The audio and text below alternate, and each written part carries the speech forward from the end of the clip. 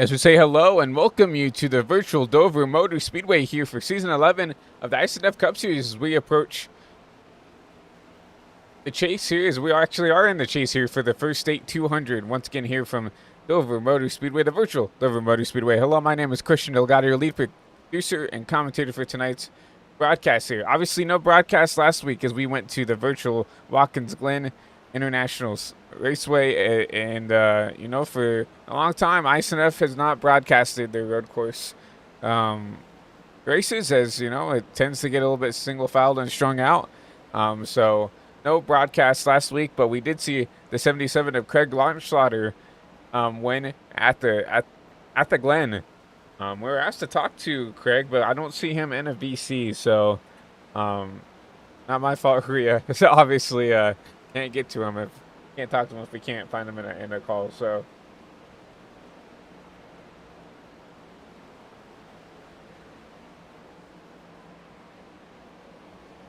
but just over 6 minutes left in practice. We'll go ahead and take a look at some of your fastest drivers out on track going into Dover. Team Penske has looked really quick there. Actually, here is the 77 of Lawton Slaughter. He just went top of the board here as we spoke. The number 77 there for the Spire Motorsports, that minor machine. Fastest in practice right now. And then we'll go back to some of these Penske guys. Mark Gonzalez, P2. Wyatt Roberts filling in for Rhea Farish. He's sent back there in P3. The other Penske car, Justin Johnson, P4. And then you'll see Nicholas Johnson back there, P5. Cody Meadows back there, P6. So Penske 2, 3, 4, 6 right now in practice. So looking pretty promising for that whole Penske camp here as they've crept up through the point standings here, and we'll talk about that just under a minute here. Going into Dover as the points have started to look a little bit more interesting here for some of these drivers. But Cody sitting in the payroll right now, currently P6, but some other guys here on track. Ronald Hall in the number 3 filling in for Will Austin. His second start here in the iSNF Cup Series. Something I was supposed to talk about, Chris Schatzman. Hopefully I'm saying that right, Chris. The Wisconsin native making his iSNF debut here in that number 8 machine. But good luck to Chris in his debut here. It's one of the toughest tracks to make your first start here is that Dover, but right now sitting back there, P7. Good practice at least there for that number 8 camp. So we'll see what he can do here in qualifying and in the race there for 200 laps. Looking further on back, John Hopley, Jason Steptoe, a driver who just barely missed the chase here. 10 back there in 20th. Scott Trusty in the 51. Rodney Roberts back there, he's in 15th. Ronald Hall, obviously we talked about him a little bit. Joey Berge filling in for Steven Sear in the 5. He sits back there in P11. We already kind of missed the mark here. It came to looking at points here, so we'll go ahead take a look at your point standings coming into Dover. There's been a little bit of a stack up here as we haven't been able to get SDK up here. Let's see if we can get it refreshed now. Trying to work on this. There we go. Apologize for that. Thomas Flynn, your points leader coming into Dover. Obviously, we'll have to restart everything. We did have a system crash here during the pre-race, so obviously we're not here for week 15 for the Lone Star 200. We're here for the first state 200 here at Dover, but at least we do have the points pulled up here. Thomas Flynn leads the points here coming into Dover. Justin Johnson back there, he's jumped his way up at the P2, but still a little bit of a gap there. Just over a 21-point gap up to the 24. And then Cody Meadows has jumped his way up inside the top 3 with these good couple of runs here these last couple of weeks. And I believe he got a podium last week at Watkins Glen as well, which will help him in points. Chris Otto moves down to P4 since we've been on the broadcast. Craig Launchslaughter moves his way up to P5. And Mark Gonzalez back to P6. Will Austin, and I would say everybody really 6th on back. I would even say even Mark probably not really in the picture anymore here as we close out. But you see Will Austin, Charles Roberson, Joey Maines, Jeff Weimer, Jason Steptoe, Nicholas Johnson, Steven Sear, Parker Schreiner, Gabe Ledger, Rhea Ferris rounding out the last of the chase drivers here I'm coming into Dover.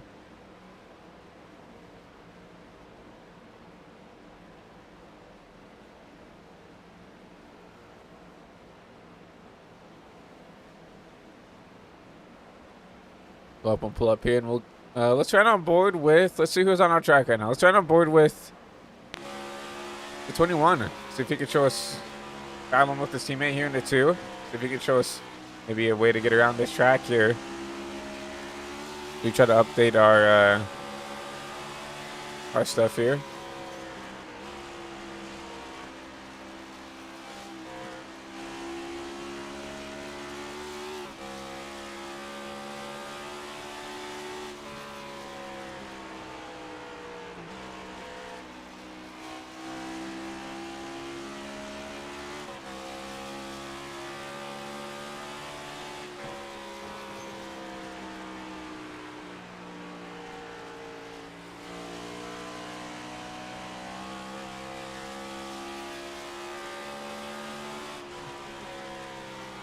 I think I know what caused our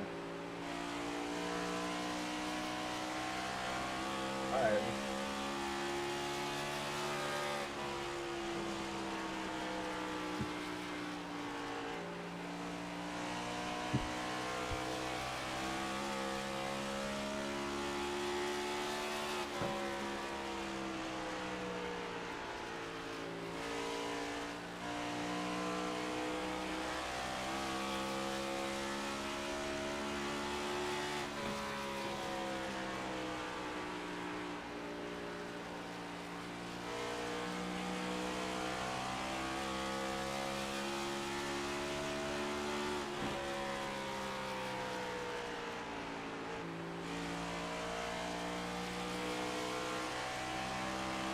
There we go.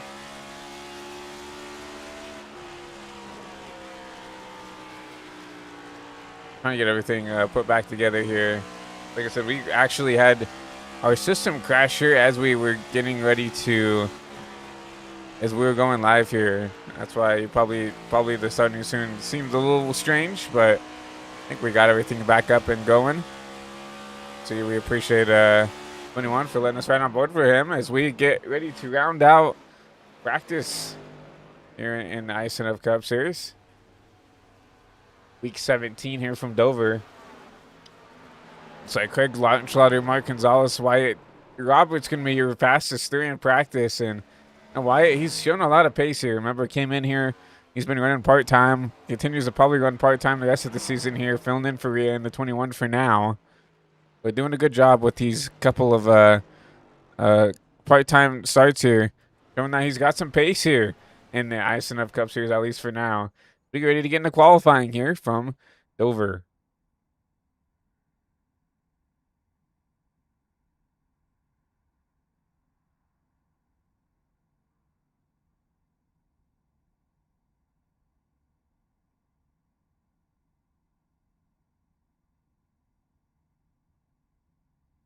I hope everybody's having a good Saturday afternoon here. Let us know in the chat what you plan on doing for this All-Star weekend here for the NASCAR weekend. A lot of people just take it off, especially now that it's at Dover. I know, unfortunately, they couldn't find a date for Dover, so they just decided to give it the All-Star race. Let us know. What is the plan for, All-Star week here? Whether it's for yourself, whether it's for you and the family, whatever it is, right? We're interested to know. As some drivers out on track here to start their qualifying runs. Cody Meadows.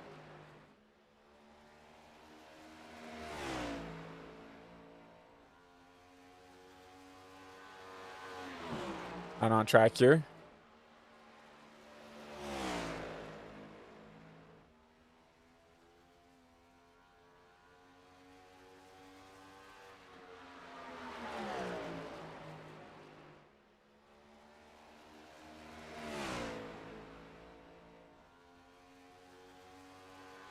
Top right now, Wyatt Roberts, the pole sitter here for now, 22.6, 22.7 for Cody Meadows. He jumps back to P3 now as he'll loop it out of turn 4 here. See how good that lap time stands there for Cody. See who else is coming out on track. Chris Schatzman Like maybe he didn't have the start he wanted here. He'll park the car. Try it again. His first start here in the Cup Series. I was told to really emphasize this. His first start here. The Wisconsin native. I don't see him trying to set a lap right now. We'll go back with Mark Gonzalez. 6th place in points coming into Dover.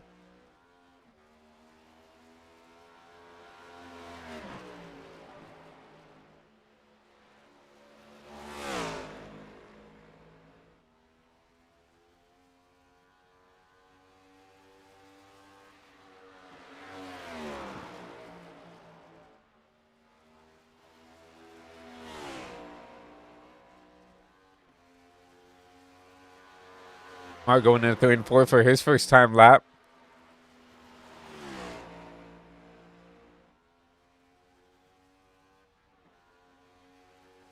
So he runs here. P8, 22.8. We got 2 laps to set a time here. But I don't know, you know, with the new package here, if it's first or second lap's going to be fastest. We'll see. If he can improve on that time here. Right now, it looks like he is in the green, it looks like. Maybe. He is at the green. 22.7. Up to P5 for the number 2 machine. We'll see if we've got enough drivers that scrolling ticker will work here for us.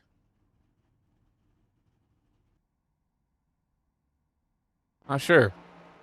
Damn it.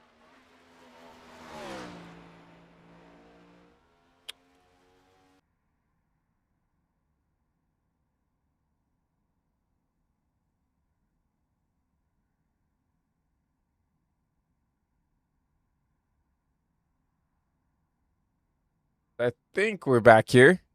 We apologize. We updated Windows right before we went live here, and just because it was recommended, and it's giving us a little bit of trouble tonight here with the broadcasting PC. But I think we're back.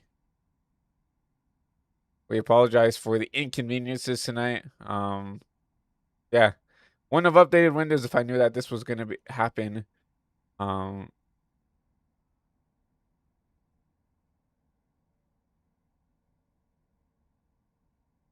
See if we can get our timing and scoring pulled back up here. Because not only did it crash our OBS, it crashed our live timing and scoring here. I have to go back in here and see if we can find it.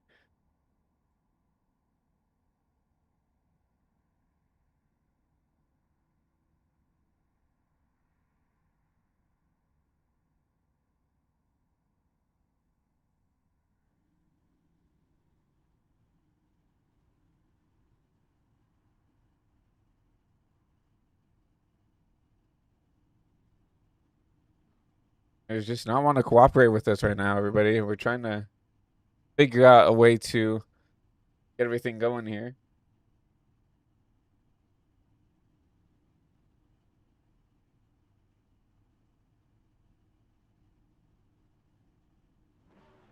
I'll even close out of Discord. I'll try to close out everything I can. Obviously, we don't really need to have race interviews here during the broadcast. We can close out of that if we need to.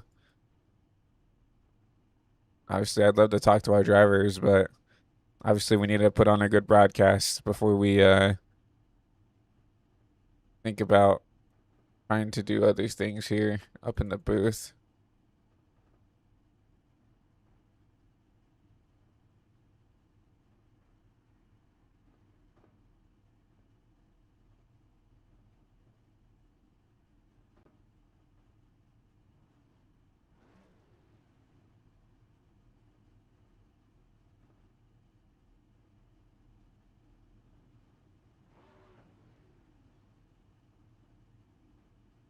Is SDK just not wanting to connect to the session here?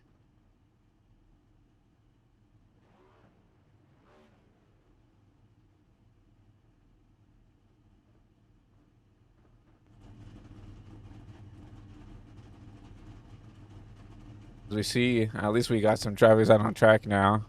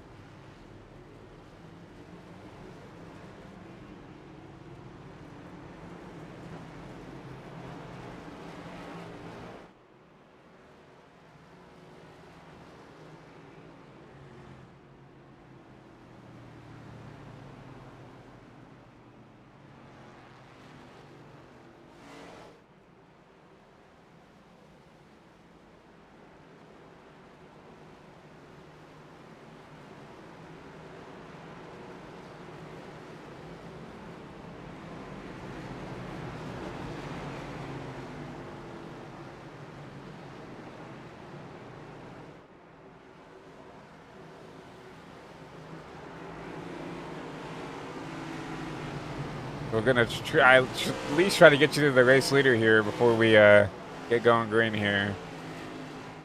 We might just have to do kind of a radio style broadcast with no overlays tonight. Unfortunately, I don't know if it was the Windows update, but it is not wanting to work with SDK. I can't even see if SDK has an update because it's just not wanting to open for us.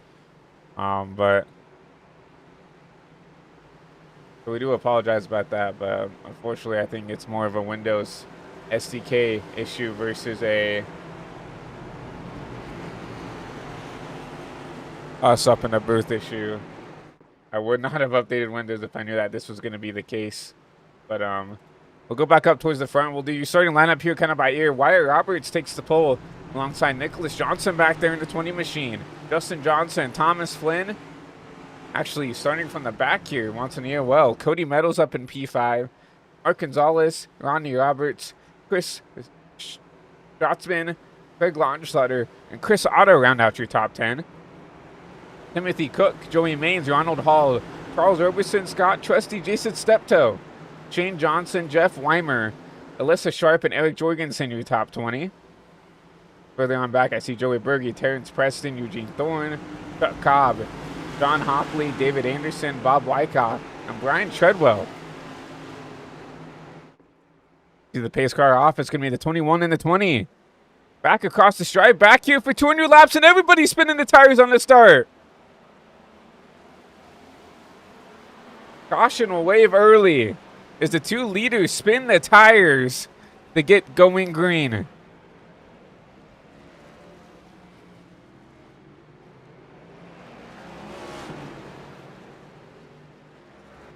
Something I can do now is I can go back and watch the replay here.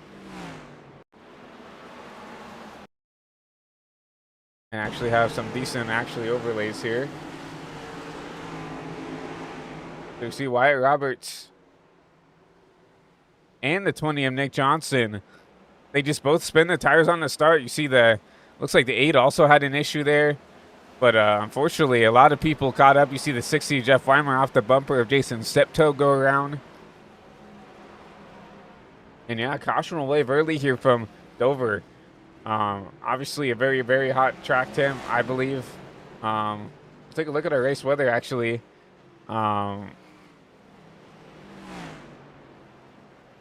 Actually, 87-degree track temp, so not that hot.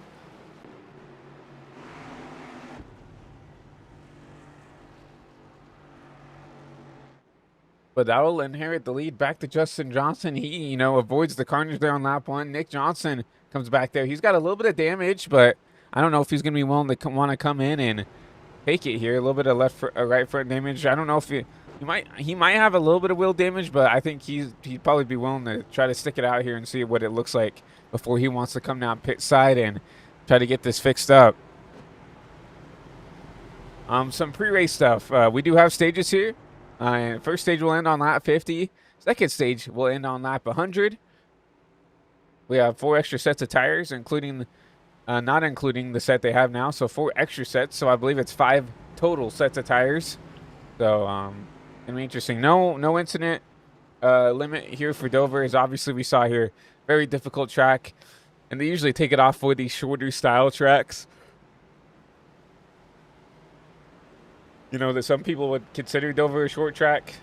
Some people would not. I guess you could call Dover a short track, right? It's under that 1.5 mile length. It has the short track package, so, might as well, so.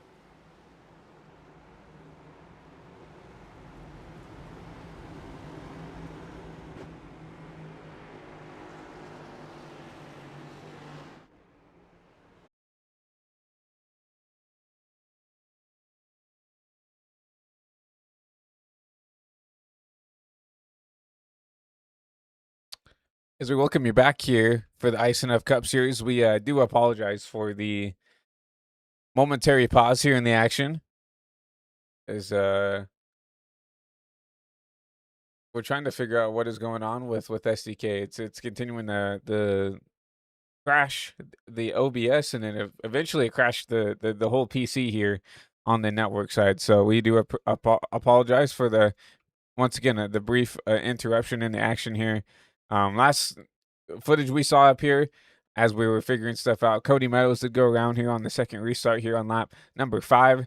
And then we had to unfortunately leave the sim to try to troubleshoot here. We did a system restart, so we're going to try to get back into tonight's action here from Dover. And if that means we just can't use SDK, then I think you guys would just rather have kind of an almost a radio style broadcast with no picker than a no broadcast at all. So we're going to see if we can try to get this sorted out as soon as we can. We certainly do apologize. Unfortunately, it's something not on our end that's causing these issues tonight. And we hope to get this solved maybe throughout the off week here, because obviously this is the only league that we run this SDK software with, and obviously we don't have any issues with ATVL, which is our other software that we normally use, for every other thing. So we'll see if we can hopefully get back into the action here as we launch back into the sim here, and then we'll try to get going back green here from Dover as we try to update everything we can here while we get the opportunity to. We'll get our driver over rides and everything else back in here once more and try to get everything sorted away here as we load into the session. 90% in, so just a couple of more seconds and we should be able to get back trackside here from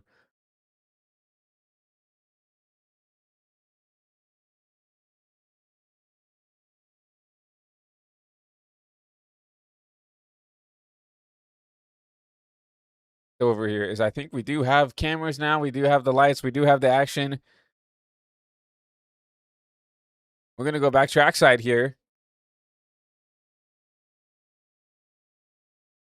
as soon as we get these paints loaded in. But right now, I can do some radio style. Right now, it's going to be Justin Johnson, Rodney Roberts side by side for the race lead. It's going to be the number 7 on the top, the number 22, that Pennzoil Chevy, that bright yellow and red machine on the bottom as they enter 3 and 4 to start. Lap 17 is caution will wave once again here. Rodney Roberts, Justin Johnson, 1-2. It's like maybe Bob Wyckoff, Cody Meadows potentially around here in the back. We should be able to go here, race live here from Dover. We'll see what happened here with the 22 and this number 12 machine. I mean, the 34 and the 12 machine. So Bob up into the outside wall, going to come down, clip the 12 up the track. They both go in a huge hit for the 12, and I believe that's race-ending damage for the 41 of Bob Wyckoff. But Cody obviously got caught up in that second restart, and Cody might be out for the night as well. Not the night that Cody wanted, coming in P3 in points. You see that car already tore up there really badly there, going right on the entry there of 3, and he'll park that thing for now. We'll see if he can get back going. But right now, not looking very good for that whole 12 team.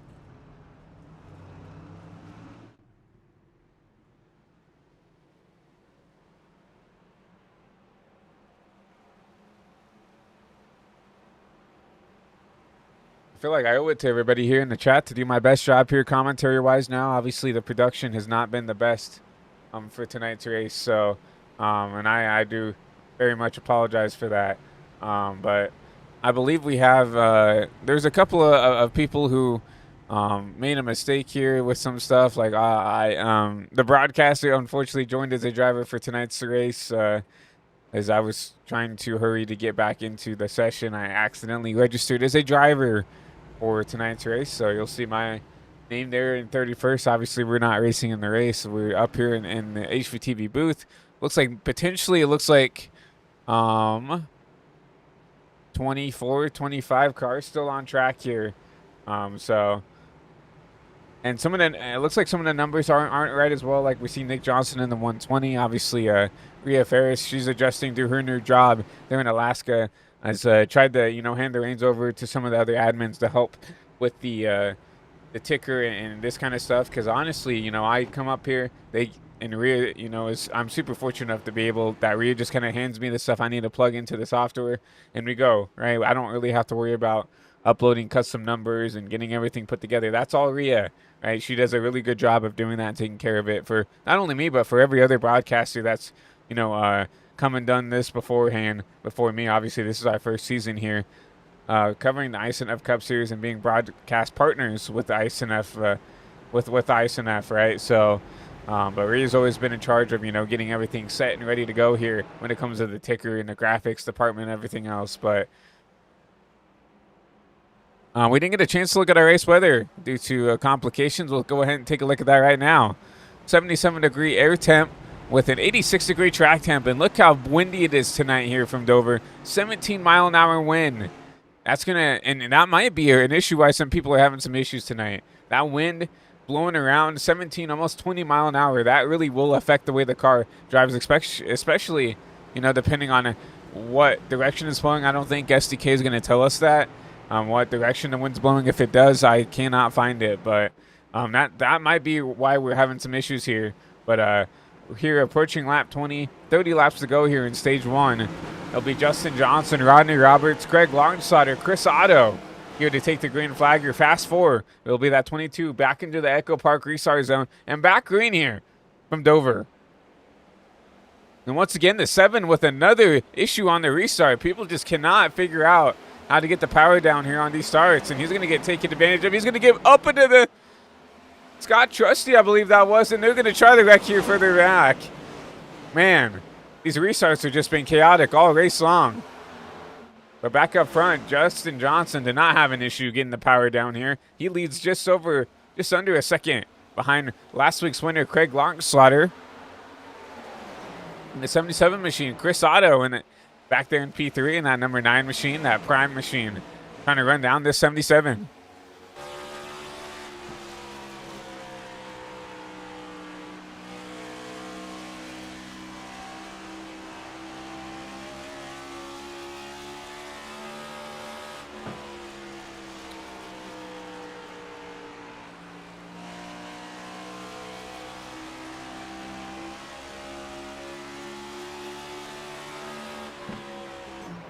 Now, these two can't get caught up battling too much. If Craig wants to let him go, let him go. Let the 9 go.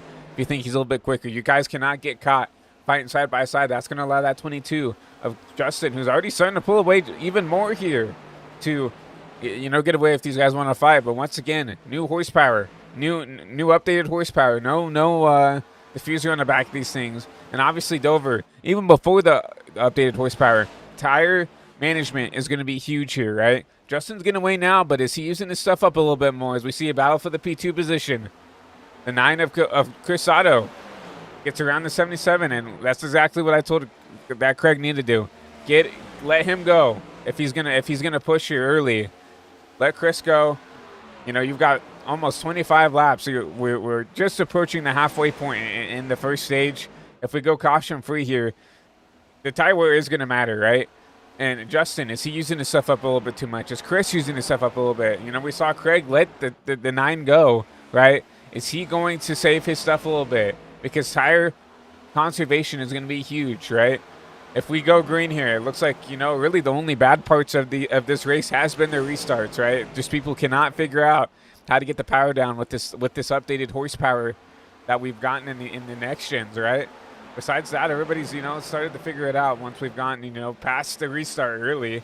And now it's going to be about tire conservation. If you use your stuff up too much, you're just going to have to hold on for dear life. Right? And some of these guys, who's going to sit back and save their stuff, right? Look at Craig letting some guys by. He said, hey, you guys go burn your stuff up. I'll be back there in a little bit, right? You guys go burn your stuff up. We do see some damage on the left front of that car, actually. So that might also be a case point there. You see that left front. I mean, look at that. Splitter completely off the track there. And that's not something you want here at Dover.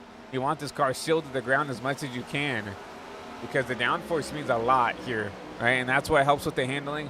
So maybe that damage may be affecting the 77, making it a little bit harder to drive. Maybe that's why he's falling back, not because he's trying to save tires, because of that damage on the left front. Probably contact on one of these restarts here for the 77. You see him drop all the way, from P2 all the way back to P6, right? You see Justin continue to lead. Chris Otto closing the gap, though. Justin had about almost a second and a half gap. Chris has closed that down in half. He's cut that gap in half, down to about 6 to 7 tenths. In the back here, Ronda Roberts. He started actually outside the front row here on this last restart. He had a huge, misstep there on the restart and fell back to 6th. He's gone back up to the P3 position. Joey Main's behind there in the 48. Joey's kind of out of contention for the championship here in season 11, but he's always ran well here at Dover. In the past, obviously I have a little bit more experience with these guys as I used to race here in the iSNF Cup Series up from season 6 to season 10. But I was supposed to race here in season 11. I was supposed to take over the 21 for Rhea, and Cody Meadows was going to take over the 12. But then, the broadcast partner that was lined up for the iSNF Cup Series here for season 11 kind of backed out last second. Rhea asked us here with HVTV to cover season 11 and probably, some more seasons here if we can keep, everything going straight here on the network. And then we look forward to future endeavors here on the network. So, but obviously Joey Mains has always ran really well here at Dover. Looking forward to see if he can, turn his season around. Obviously made it into the chase, but has been out of the picture all season, really. He's been a top 10 driver, but, we're used to seeing him be a top 5 driver, being, a race-winning driver. T5 wins under his belt here. So he knows how to get it done, right? So looking forward to see what this 48 of Joey Mains can do at Dover. He's always been super quick here. You see him up in an outside wall there, but looking pretty good here in that P4 position.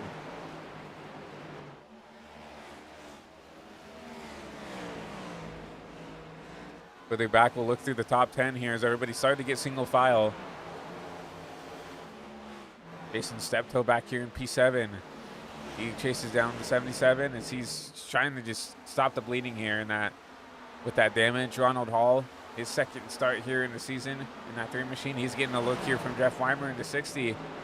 And Mark Gonzalez rounds out your top 10. But look at this, number 9. He's starting to run down the 22 here.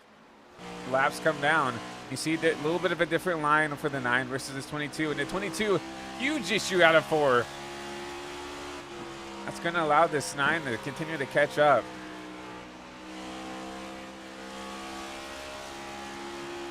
Caution.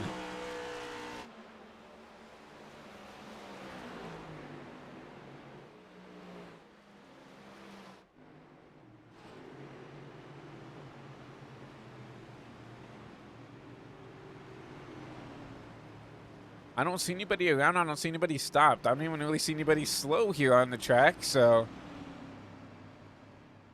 I don't see anything on timing and scoring that says that someone potentially could have gotten caught up in a wreck. We might go to our blimp static cam, see if we can find any spinning out or someone slow on track.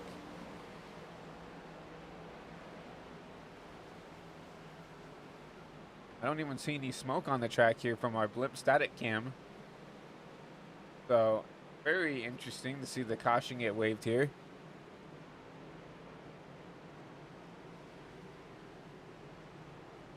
Well, regardless, I will stack you ready back up.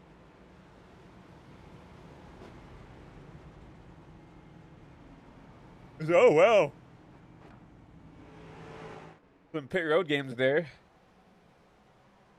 Justin Johnson looked like he was going to pit, and Chris Otto was going to follow him, and then Justin was like, oh, you're going to pit? I'm not going to pit. And then Chris was like, well, if you're not going to pit, I'm not going to pit, right? And tried to fake each other out there coming out pit side, but everybody's going to stay out here as we should get the one to go here. We should get a 10-lap shootout here for stage 1.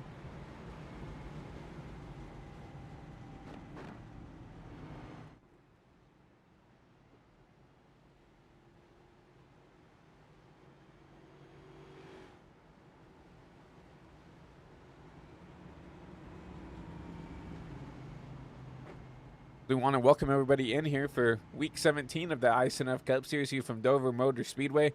Obviously, we did have some technical difficulties those first, I would say, 20-ish laps of tonight's race. We do apologize for that, but we welcome everybody in.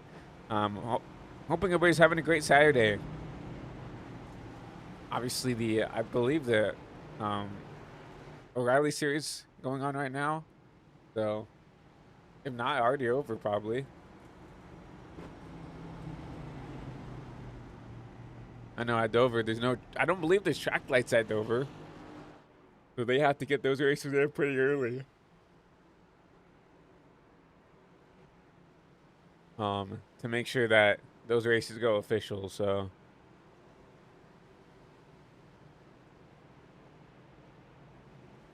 Did you see the lights off on the pace car? We'll double file. We'll get everybody else double fouled once again.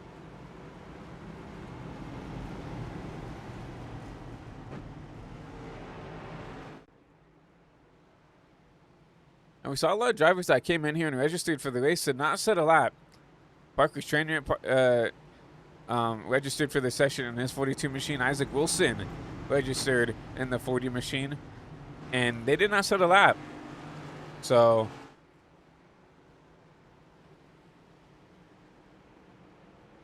Alyssa Sharp looks like she parked it early potentially. She's only completed, 5 laps here. Chuck Cobb's only completed 12. Cody Meadows 15. So forth, so far, so forth. The only drivers, looks like Bob Wyckoff, Cody Meadows, the first drivers out. Well, the last drivers who have parked it from that right there on lap 15. So, but it's gonna be interesting to see. It's gonna be a 11-lap shootout here. No, it will be a 10-lap shootout here from Dover here for stage 1. So it's gonna be Justin Johnson, Chris Otto. Is they're gonna wreck it again. The 7 having another issue on the start. Caution will wave.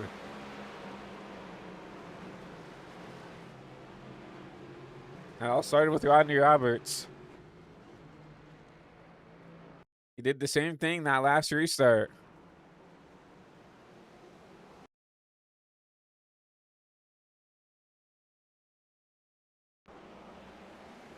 I wonder if maybe he made contact with the 9 machine.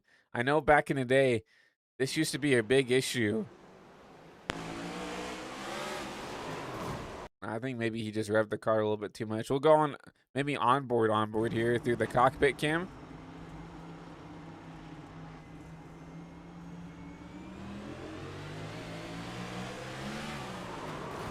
I think he just spun the tires. Lex, you see the 22, you see the 2 of Mark Gonzalez. Oh, excuse me, Mark Gonzalez back there. The 16 of Jorgensen, 77 of his teammate there. Longschlager gets, at least he has to stop. I don't know if he gets any damage from that. The caution will wave once again here from Dover, our 4th caution of the night's race.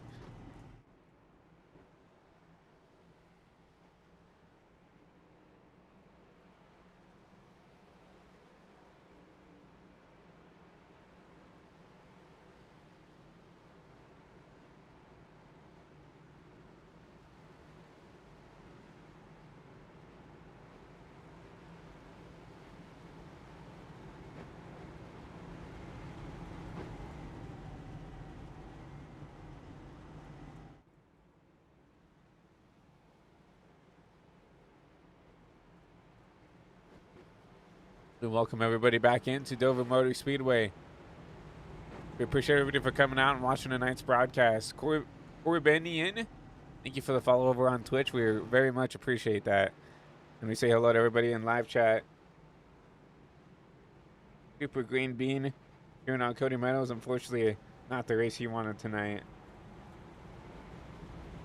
DJ, root for Chris Otto. Love to see you guys in chat. We're cheering for your favorite drivers and, just cheering on the broadcast in general. So, hope everybody's once again having a great Saturday. And getting ready to end stage 1 here from Dover.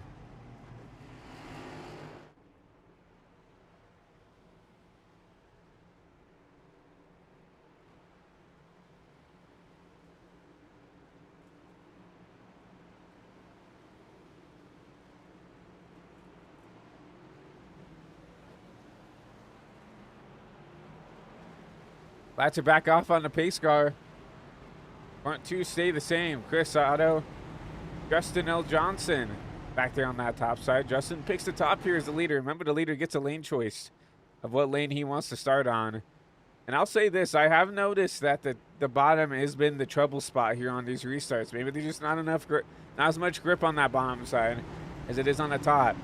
We've seen Rodney both have an issue twice now on the bottom. I believe that first wreck, actually the first wreck was from both leaders. I believe that was the 20 and the second place driver who had an issue there. So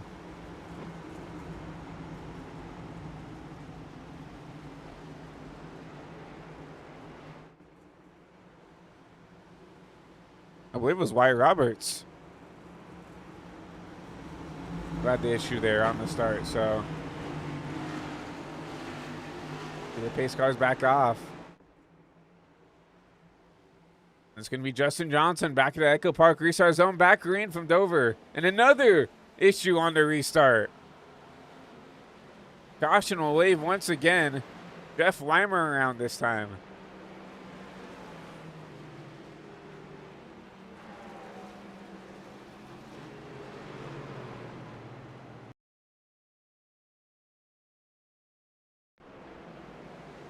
See Jeff just on the power too much here on that bottom side. Brings it out right in front of the 19. Gets the 34, gets the 77. 16 also slaps the wall there, trying to keep it off of everybody. Gosh, we'll wave one more time.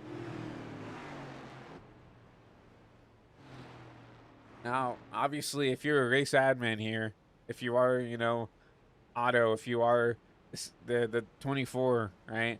This is when you mic up and say, okay, you guys have to be careful on the starts, right? If we continue to start to see people wreck on the restarts, we're going to have to start giving EOLs and stuff, right? So you're not, so that, you know, because we've noticed that these drivers having issues, they're up inside the top 10 and taking the rest of the field with them, right? So at some point, you have to put your foot down if you're an admin. They're like, hey, if you guys continue to do that, you're getting EOLs, right? If we know who did it. Dude, I can give EOLs as an admin, right? So up here in the booth and start EOLing people that I see causing the issues up here on these starts. So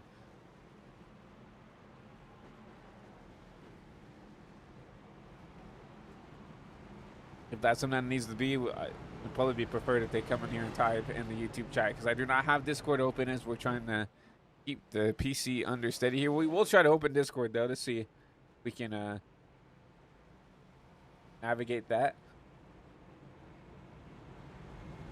Obviously, we don't have as many cars on track this race, which definitely helps with the performance of at least our configuration here that we have for the PC.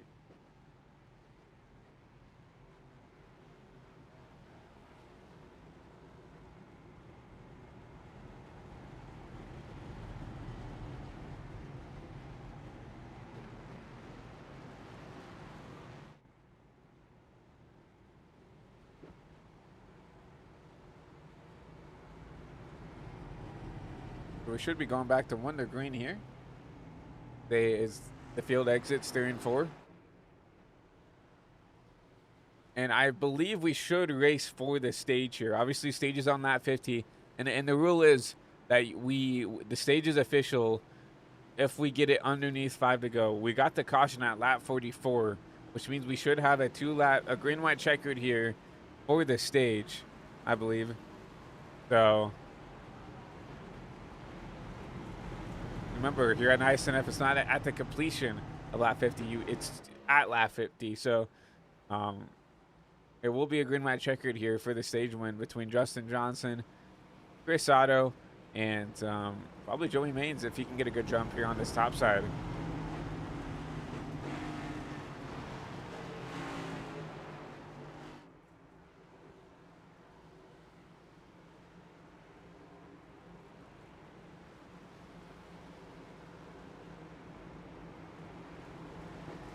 We see everybody stacked up, double file one more time here as we get ready to end stage 1. It'll be a Ford Chevy front row as you see the 22 Pennzoil machine on that top side and the Amazon Prime number 9 machine, that Chevy Camaro on the bottom. 2 Hendrick Chevys round out that Fast 4. You'll see Justin Johnson, the 22, back into the Echo Park restart zone. And a green-white checkered here to end stage 1. Some more contact further back. That's the 4. John Hopley making a mistake, but keeps it back going straight. Justin Johnson clears for the race lead. Does Chris Otto have anything for this 22 machine? The round through 3 and 4 to get the white flag here in stage 1. Justin doing that little higher line to try to get a better run off the corners here, but we get the white flag here in stage 1. Chris Otto going to drive it down on the bottom. Going to try to get side by side with the 22 as he will almost get side by side. The 22 is going to take the race lead here. A good corner for the 22, and he'll get the stage here. Yes, he will out of 3 and 4. Justin Johnson takes stage 1 here from Dover.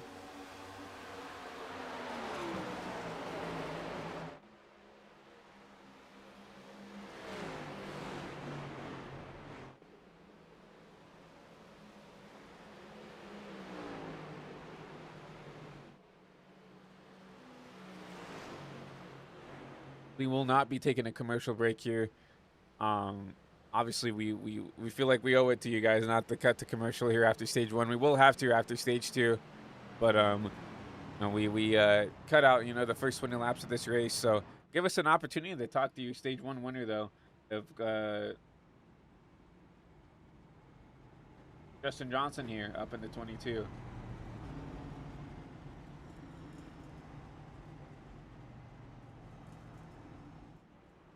Justin, it's Christian up here in the booth. You got a copy? Hey, Christian, I got you. Well, congratulations. Stage win, number 1. Walk me through these restarts. It seems like everybody's having an issue here, getting the power down here on the starts. Yeah, I'm not really sure what's going on. Everyone's kind of struggling a little bit on these restarts, so it was quite easy to hold the lead for that stage. Glad to get 10 points to go to the championship hunt, but long race ahead. One more stage and one long stage. We'll see how it plays out. Obviously, track position is going to be key here for Dover, especially when you get that clean air and when the tires start to go here. What's the goal here on these restarts to continue to keep the race lead? Is that top side really working for you on these restarts? I feel like it is. I had the bottom for one of them, and it just didn't feel as right. But I think the top side is definitely the way to go. You get that run on the back stretch, and everything comes off quite smooth for you. And obviously, when it comes to the clean air, I haven't really raced this car a lot with the new aero package. How bad/good is the clean air versus the dirty air here from Dover? Well, Christian, I haven't really been behind anyone today to tell you how that really is, but I can imagine that it's still pretty bad, pretty tight, and doesn't feel the greatest. Looks like a 4-tire stop for you. Looks like a couple 2-tire stops, so well, I guess you'll get to tell us how the dirty air is now. So we'll see how this goes. Yeah, well, we wish you good luck here at stage 2. Hopefully we can talk to you back up here as another stage winner. All right, thank you, Christian. Appreciate Justin for coming up here in the booth. And yeah, a couple of strategy calls here. Mark Gonzalez, Scott Trusty, Nicholas Johnson, Shane Johnson, 2-tire stops here in stage 1. So, wanted the track position, they're going to get it.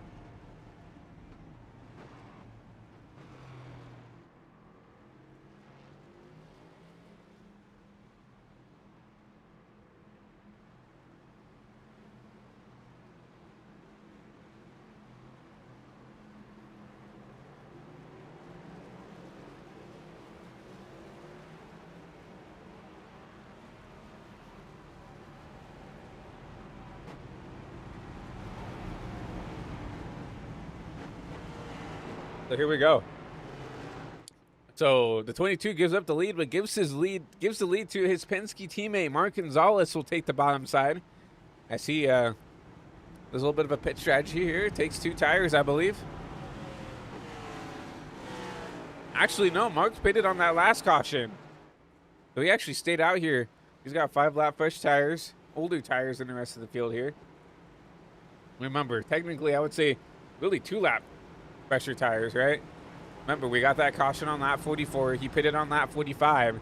He paced for 2 laps, and we had that green-white checker at the end of the stage. So Mark wanted to flip the stage here to get the track position for stage 2. Everybody else further on back took 2 tires. That's a 51, the 20, and the 45 who took 2 here on this last caution. But we made the 22, the 51, Ford Chevy front row, Mark Gonzalez back to the point here to start stage 2.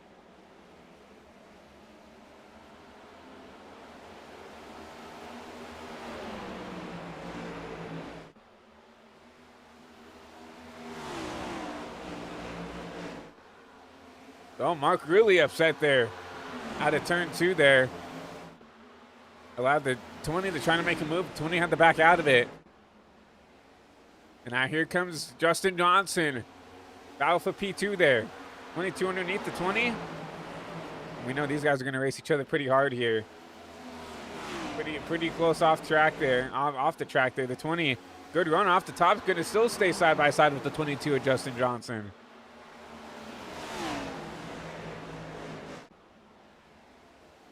When he's using that top side, keeping the momentum off, he actually clears the 22, holds off the P2 right now.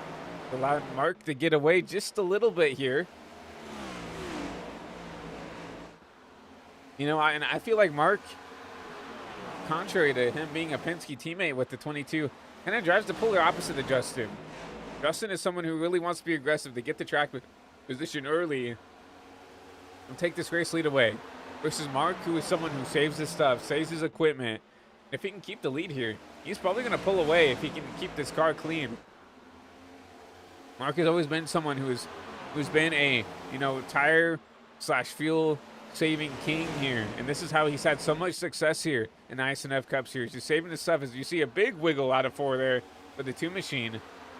But trying to save his equipment. That is Mark Gonzalez's bread and butter.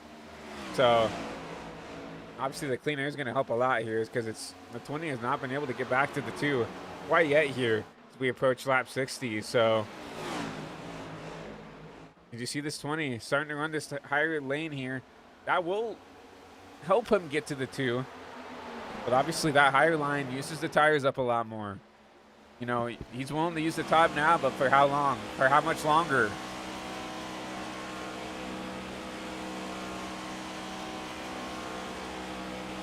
Thought we'd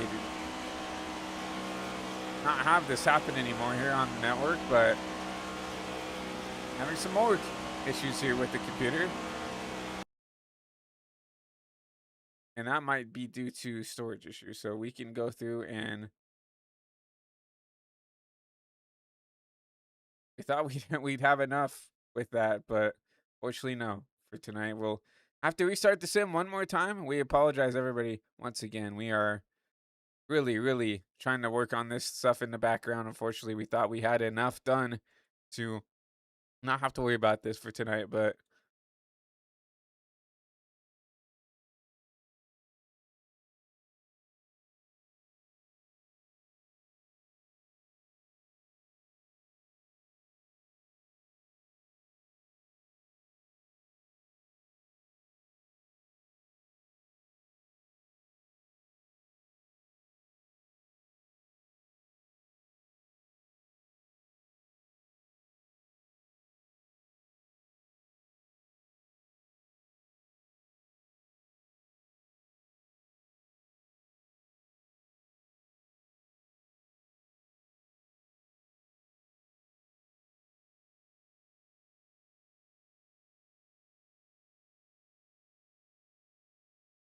what I'm doing right now is I'm just really deleting. For people that don't know, a big portion of what takes up so much space on iRacing is the paints. So what we're doing is just trying to delete some of the paints that aren't associated here with iSNF for right now. Caution is out. So we won't know what happened with that, but go back trackside here. Mark Gonzalez continues the lead. We wait on paints to load back in one more time here on the broadcast. Yeah, something we should have invested in while the before the RAM and the computer parts went up here is probably some more space on this broadcasting PC. Only 1 terabyte of space here on this PC. I thought it would have been plenty for broadcasting needs, but obviously we see it, you know, having some issues tonight. And we'd love to invest in some more storage, but unfortunately, with the the way the market is with PC parts, even a terabyte of storage here is almost $200 now. When I bought the SSD for, I remember buying an SSD for another computer a while ago. It was $60 for a 1 terabyte NVMe SSD. Now it's almost $300 for that same thing, just because of the way the PC prices have gone here with everything going with the AI, flood that's happening, right? That's just made PC prices skyrocket here. So maybe in the future we can try to upgrade the computer if we can. I'm not asking for donations for the network, but obviously we can fundraise some money to help with that. Wyatt Roberts fan in the chat, I see. We'll take a look at Wyatt right now. He's worked his way back up inside the top 10 back there in P8. Started second. No, started, it looks like back there in fourth, actually. My apologies. According to this, maybe that might be incorrect, but I believe he started up on the front row. But I had a mistake on the initial start of the race, and has had to work his way up to the field the hard way here, but up to P8.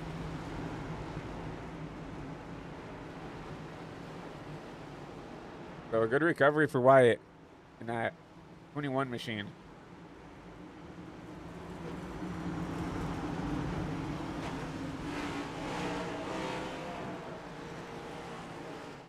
But pace car took the hard left turn on Perry Road. It's going to be Mark Gonzalez, Nick Johnson back to the stripe here to start lap 64.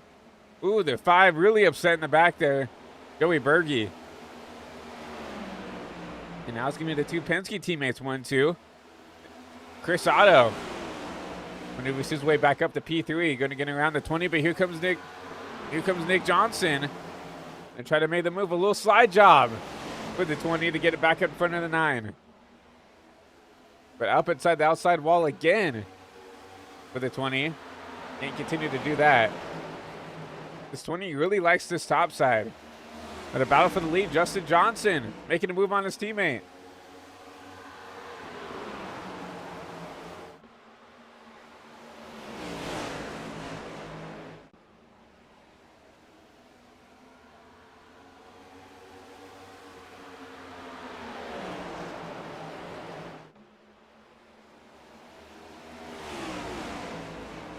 Justin on the bottom now. Can't make the pass work here.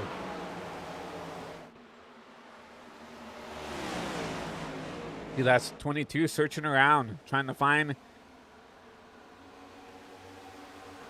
another lane here to try to get around his Penske teammate right now. Mark doing a good job running that second seam, getting down back down to the bottom. Justin trying to use a little bit of higher lane to get the momentum off the corner, but just cannot get there enough to get even side by side with the 2 machine right now. We approach lap 68. See, he just has to back out of it. Oh, man, everybody up in the outside wall there. The 20, the 9, and now here comes the 24. Thomas Flynn underneath the 9 is his Hendrick teammate for the P4 spot.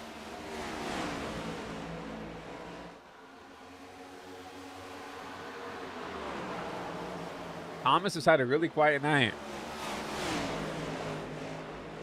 Didn't qualify very well. Oh, man, the 9 up on the wall again. And you see the 3 of the 4 Hendrick cars right there under a blanket. The 9, the 24, the 48 right there. 4, 5, 6.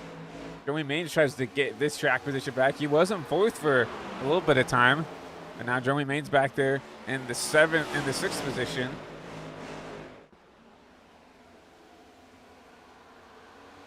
See the 5 there. Joey Berge in the 5 machine filling in for Steven Sayre back there in P9. So all 4 Hendrick cars inside the top. Inside the top 10. Excuse me. Mark Gonzalez continues to lead the way here. Justin Johnson was trying to catch the 2. Now going to have to try to hold on to P2 as here comes the 20 of Nick Johnson. Chris Otto in the outside wall once again.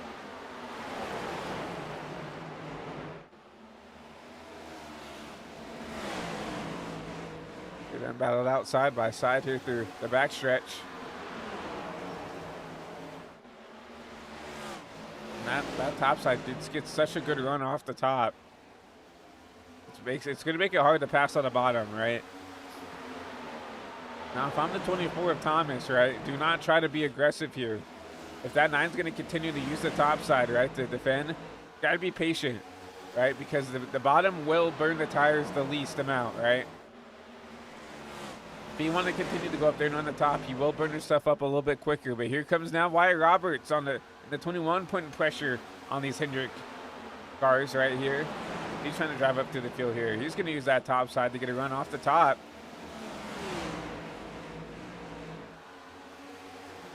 But the move on the 24.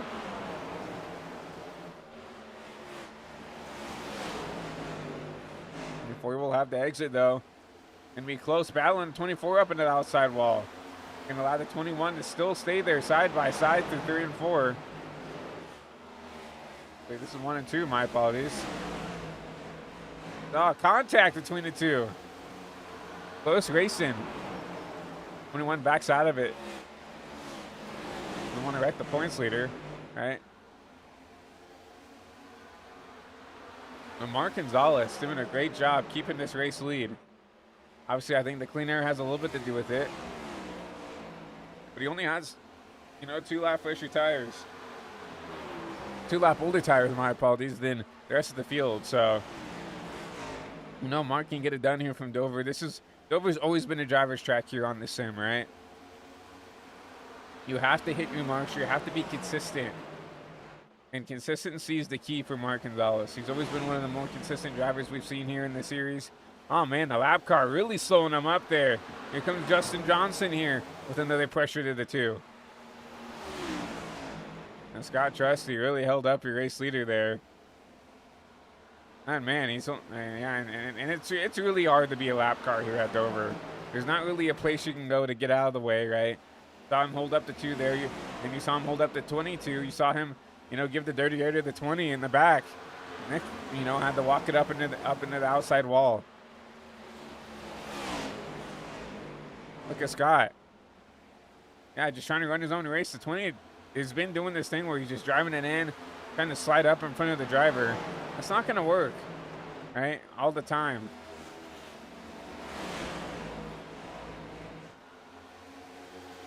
And Scott's, 5 laps down, so regardless, I think he should be a little bit more cordial, but he's 5 laps down. He is the only car a lap down, granted, but he's going to need some cautions to even remotely put him in a spot to, get that race back on track. You need a couple cautions, right? And hope that the cars who are caught up in those cautions don't go laps down. The 2 still holding on.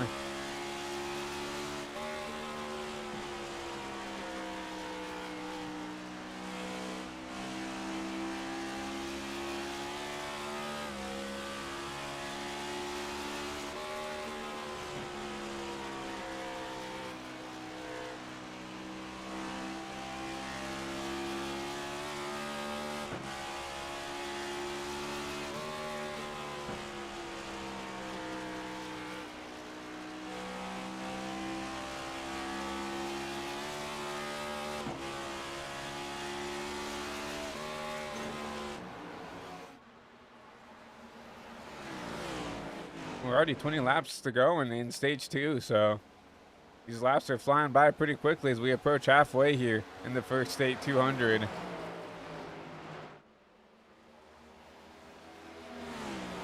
Currently some of your biggest movies, at least according to this. I don't think this is red at all. It says Chris Idle's up 20 spots.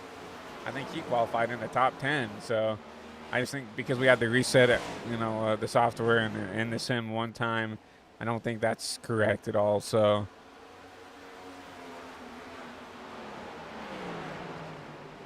Yeah, it says like Charles Roberson up 21 spots. I know he qualified pretty well. Rodney Roberts was in the top 4, right? And he's up 18 spots in 9th. Yeah, that's not right. So I know Justin didn't get the pole, and he's supposedly down 1. So this is probably based off of when we came back into the sim. Because at the time, Justin Johnson was leading the race. So that would make a lot more sense.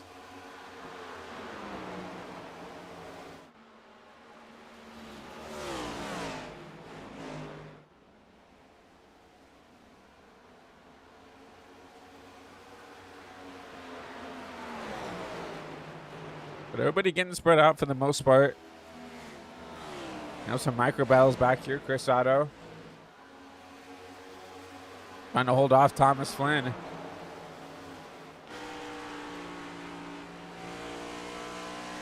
Thomas has worked his way up the track.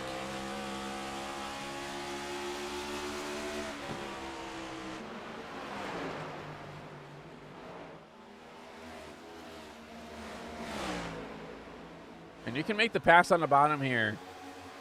But they're going off the corner here. Obviously, I don't even think I've raced over with the new package. So I don't know, maybe this up horsepower is making it a lot harder to pass on the bottom, because you can just get in the power a lot more. Caution waves. Got trusty. Looks like I might have got caught up in something.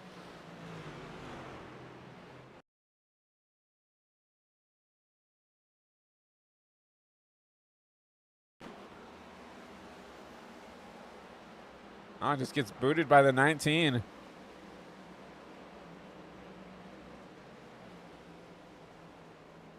Some people are going to be a little bit more patient with you, but Timothy Cook was not having it.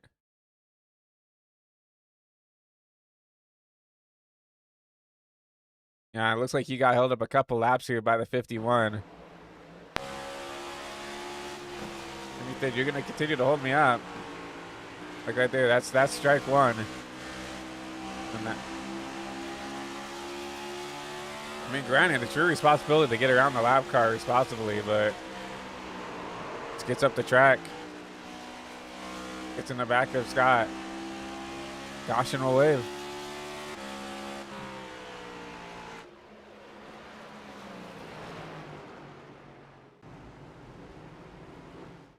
So Mark Gonzalez will lead the field back to the caution. Now the question is, does anybody come down? Right, it'll be a 10-lap shootout. Here comes, I believe, Chris Otto down pit road. Joey Maines as well. Here comes the 51. Obviously Scott with some damage. Timothy Cook down pit road. You see the 8 of Schatzman back there. Schlager back here. So these guys I expect to probably flip the stage here. And, you know, get the track position, the start stage 3, and potentially, you know, the last run-ish of the race.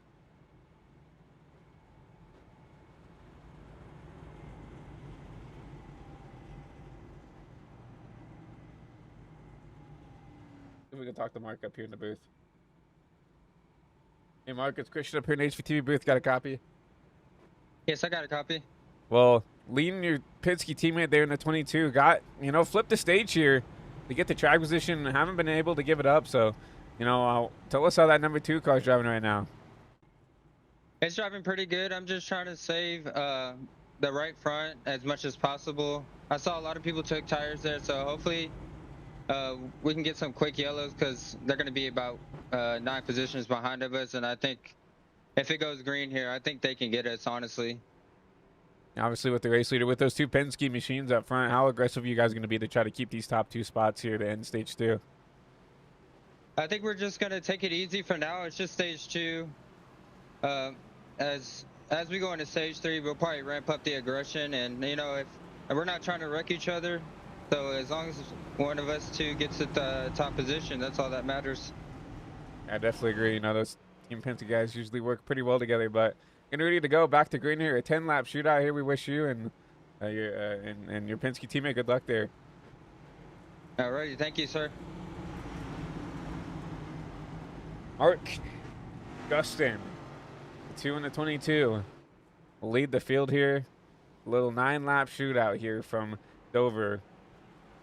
We'll have the Chevy of Thomas Flynn up there on that top side, and that Toyota, that Mobile 1 Toyota Camry of Nicholas Johnson back there on the bottom side. That'll be your fast 4 as we approach 9 laps to go in stage 2, and 9 laps to go till we get the halfway point here in the first state 200. It's going to be Mark Gonzalez, Justin Johnson, Tier 3 and 4.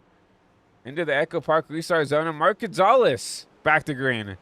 Justin, he's the one who makes the mistake this time. Caution will wave.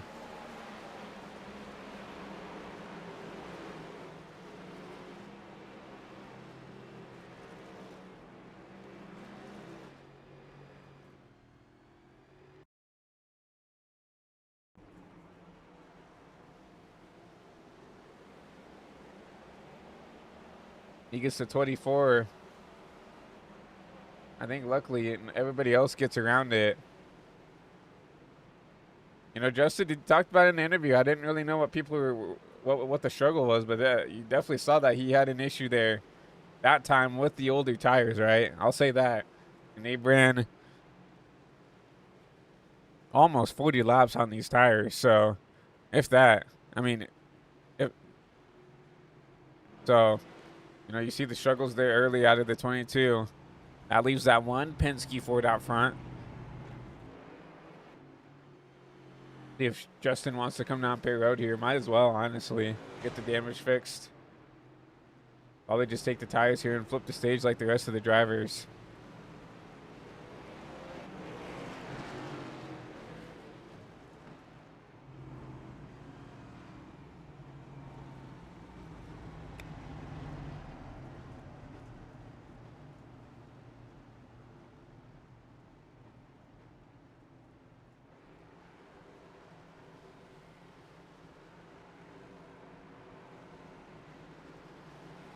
Some drivers down pit side here.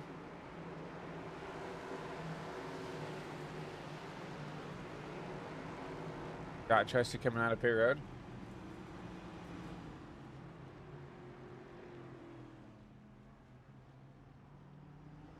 Scott looks like still about, now he's 10 laps down after getting caught up in that incident with the 19, so I feel like he's just trying to keep this car on the track right now, just trying to get as much points as he can right now. Currently back there in P19, he's going to get a top 20 if he keeps just getting the car around here. So, no, that's good fight out of Scott there in that number 51 machine. Wyatt Roberts, he's worked his way back up inside the podium spot here. He's shown a lot of speed. He's just had to really fight to get back up here, right? It's not the easiest to pass here at Dover now with the way the sets are. And he's been able to drive his way up through there. Granted, some of it is from attrition, right? Not getting caught up in a lot of the incidents. Obviously, he was caught up in that first wreck on the initial start. But after that, he kind of figured out, you know, he's got to back it down a little. He's got to be a little bit less passive on these restarts, or you'll get this car out of whack.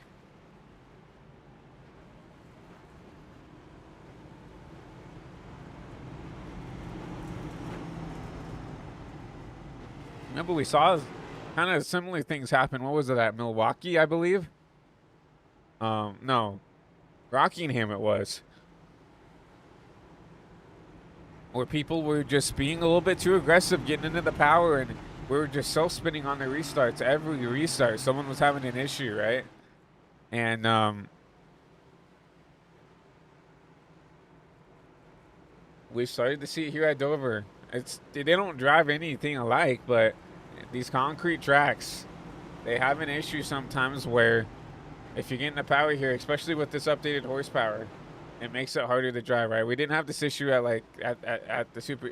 If we did, I don't think we've gone to Nashville yet, but I don't think we'll have an issue at Nashville just because it's a mile and a half. So we'll have a little bit of a 5-lap shootout here for stage 2. It's going to be Mark Gonzalez, Nick Johnson, 1-2 as we get back ready to go green.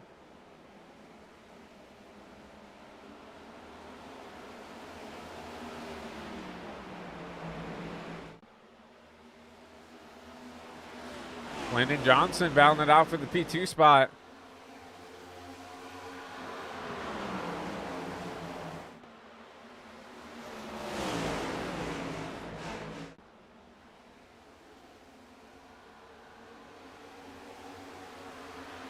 Gonna be a three-way battle for P2 here. So here comes the 21. Wyatt Roberts, nowhere to go right now. I'm gonna try to find this hole here if he can here with 4 to go here in stage 2. I'm gonna try to hold on here for 3 more laps. Oh, the 20 up into the outside wall. He tried to do something. Caution. And now we'll end stage 2.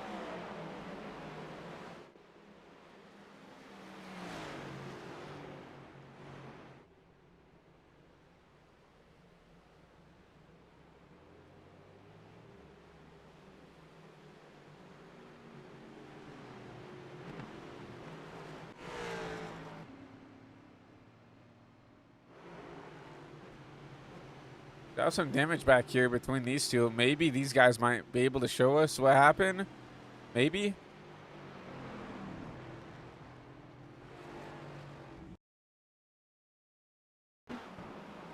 Yeah, the 4 of Hopley.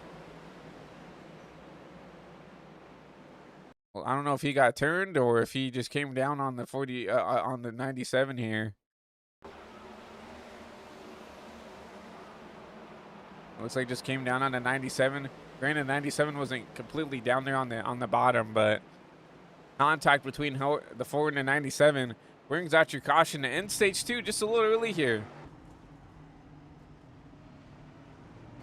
We see pit stops underway here. We're going to go ahead and take a quick commercial break here as we end stage 2, but you won't miss a thing as we go HVTV side by side here from Dover.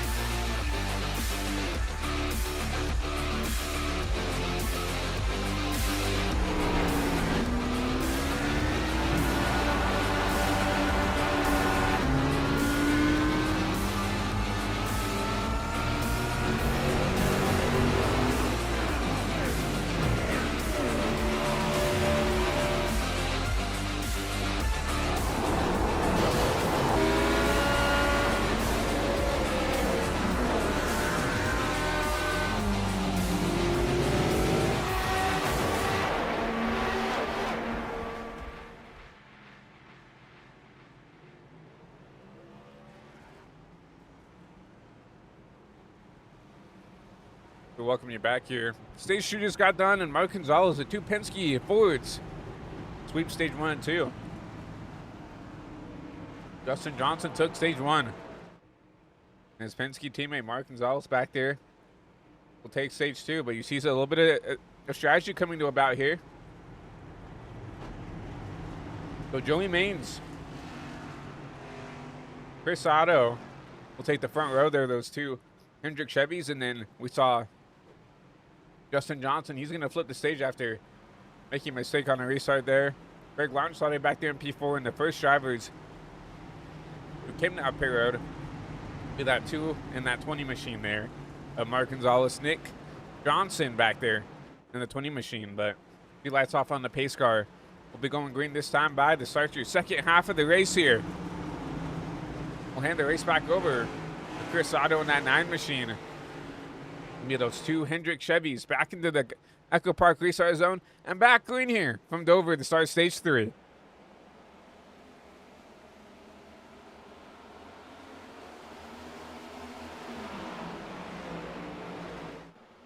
You saw everybody so passive on the restart there. That's going to allow the 9 to get out to a pretty big gap there. 77 launch slugger back through the P2. Last week's winner up to the second place spot. Joey Maine's going to try to hunt down that 77. You see contact between the 20 and the 22 for that P4 spot.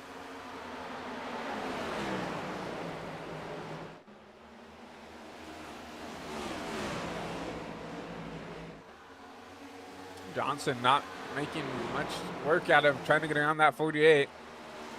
Joey Maine's going to try to drive it down there on the bottom, try to keep it side by side out of 3 and 4. He's going to get the 20, and there goes the 48.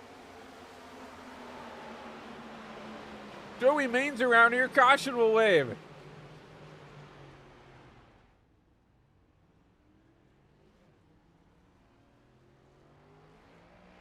I saw Havoc potentially starting to reek here when I saw him. He was like, okay, you're going to kind of slide me. I'm going to slide you back. You see right there, just barely gets the quarter panel. Not clear. Barely not clear for Joey Mains there. You're right here just trying to slide up the track. I think he expected the 20 to have more speed on exit.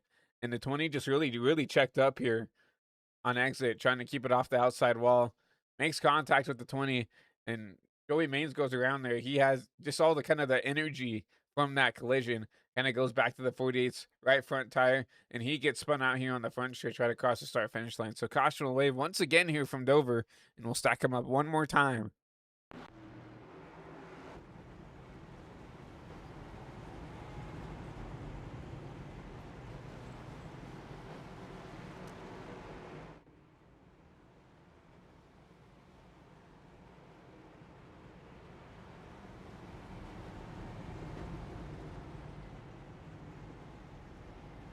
Justin Johnson on pit side again. Wonder if he still got some damage. Yeah, it looks like he does have some damage. I don't know what that came from. Got a lot of damage here on this 22.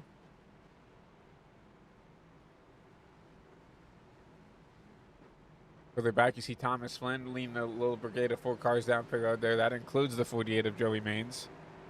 The 45 of Shane Johnson as well.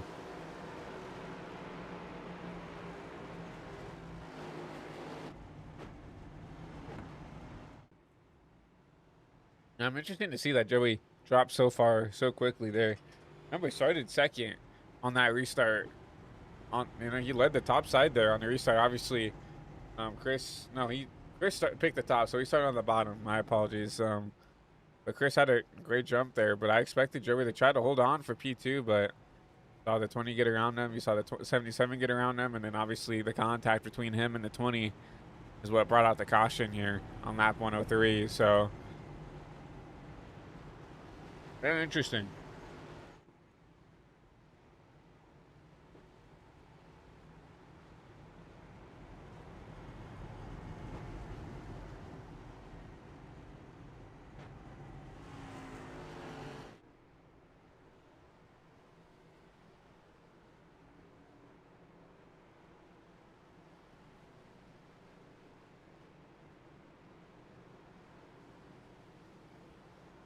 I was going to bring in Chris Otto, but getting ready to go 1 to green here. Don't want to try to intrude on anything here for the 9 machine.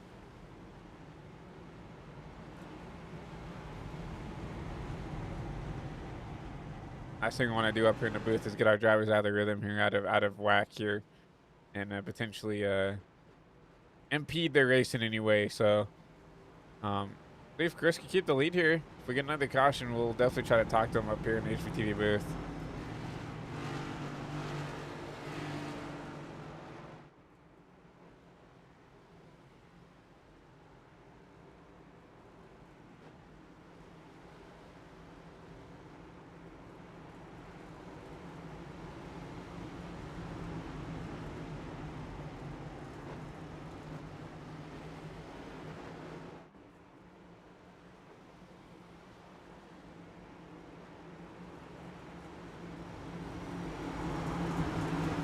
So here we go. Heavy front row. It's going to be the Hendrick 9 and the Spire number 77. Otto, Launchslogger, back to the restart, back green here to start laps 107.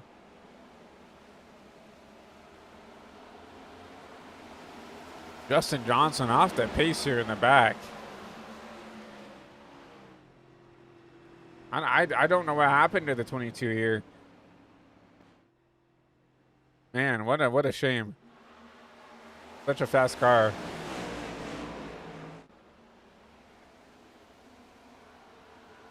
Foul for P3. Mark Gonzalez takes the spot over the 20.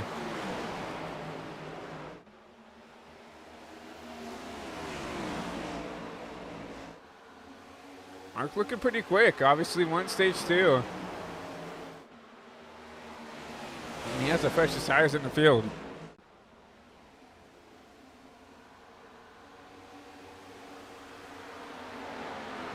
by Roberts.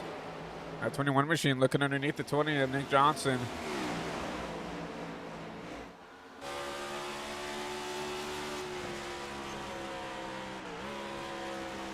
A little bit of shifting out of the 21.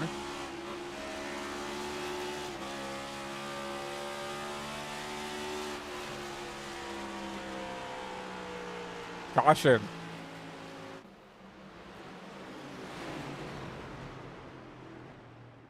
They further in the back. Jason Steptoe might have gone around here. See what happened.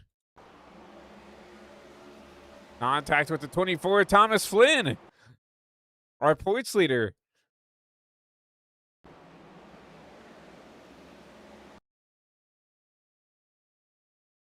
Gets up into the outside wall. Kind of just comes down a little bit.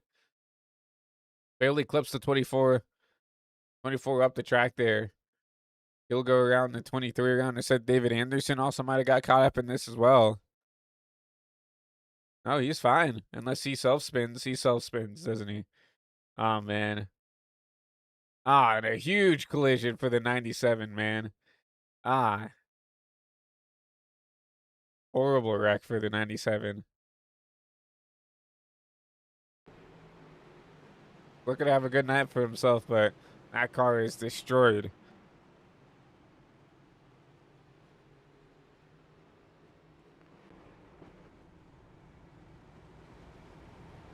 Everybody does it too. So you gotta feel bad. Right? Everybody has that moment where you're trying to get around a wreck and you put yourself in an awkward spot and you kind of get crossed up there and wreck yourself trying to just get around, trying to get around the wreck. And it's the worst feeling in the world.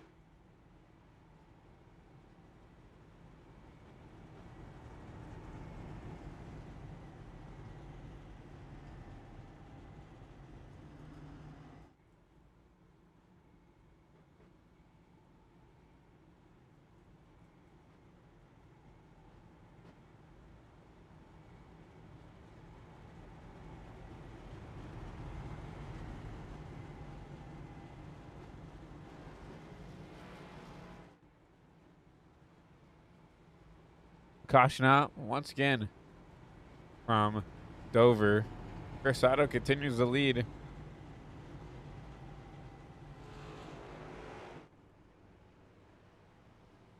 Now, I'm not sure if fuel's an issue here, but obviously it's a mile track. I think you could probably go like maybe 70, 80 laps on fuel potentially. So I think fuel is something we still have to think about until we get around, I would say, 70 to go. So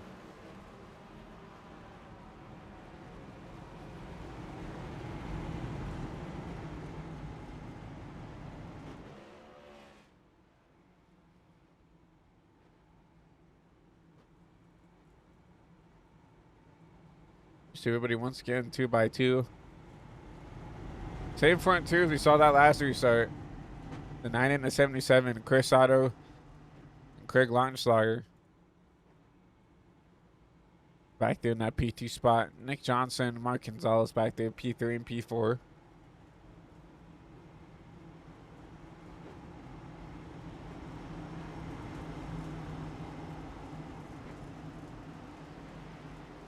Rodney Roberts has done a good job getting himself back up towards the front as well. He sits back there in P6.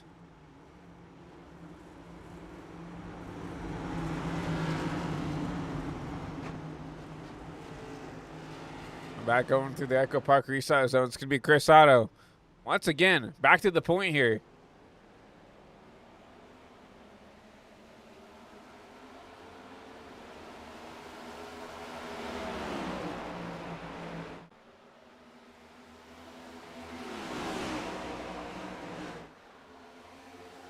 Pretty decent jump for the 77 as well. He's kind of right there. He's looking to the outside of the 9 machine. He's trying to look for the lead here. I think he got the lap there on lap 115. Here comes the 77. Here comes the Spire cars. As you see contact between the 20. It's a huge wreck in the back.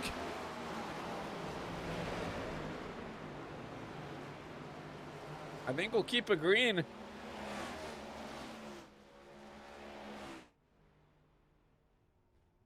As we'll go back and take a look real quick at what happened here between the 20 and the 7. When he just using up the 7 here. And I think the 7, ooh, I don't know about that. I think Rodney wasn't a fan of that. You'll see him. He turns left down the straight here. I don't know if that's going to be... I don't know if that's going to be something they want to look at here.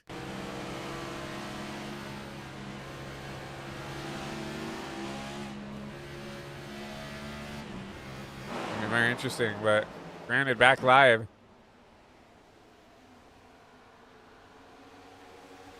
That's kind of shaking some stuff up here. But two have gotten away single file. Mark Gonzalez trying to hold on to P3 now. Here comes Roberson in the 11. Here comes the 21 of Wyatt Roberts.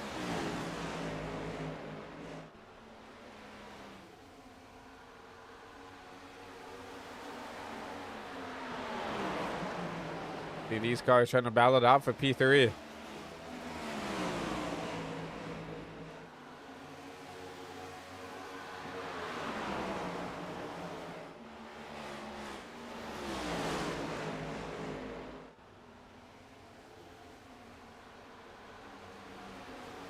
Here comes the 21. Underneath the 11.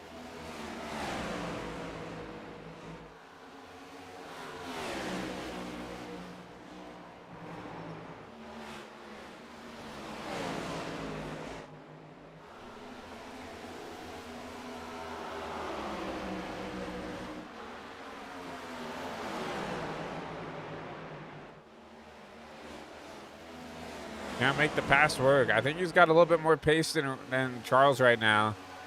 Just cannot make it work right now. See Charles. Caution.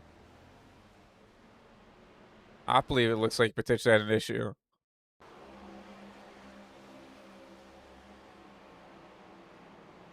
And the same thing as last time. Just cut the nose off of the 88. Another Trackhouse car at that.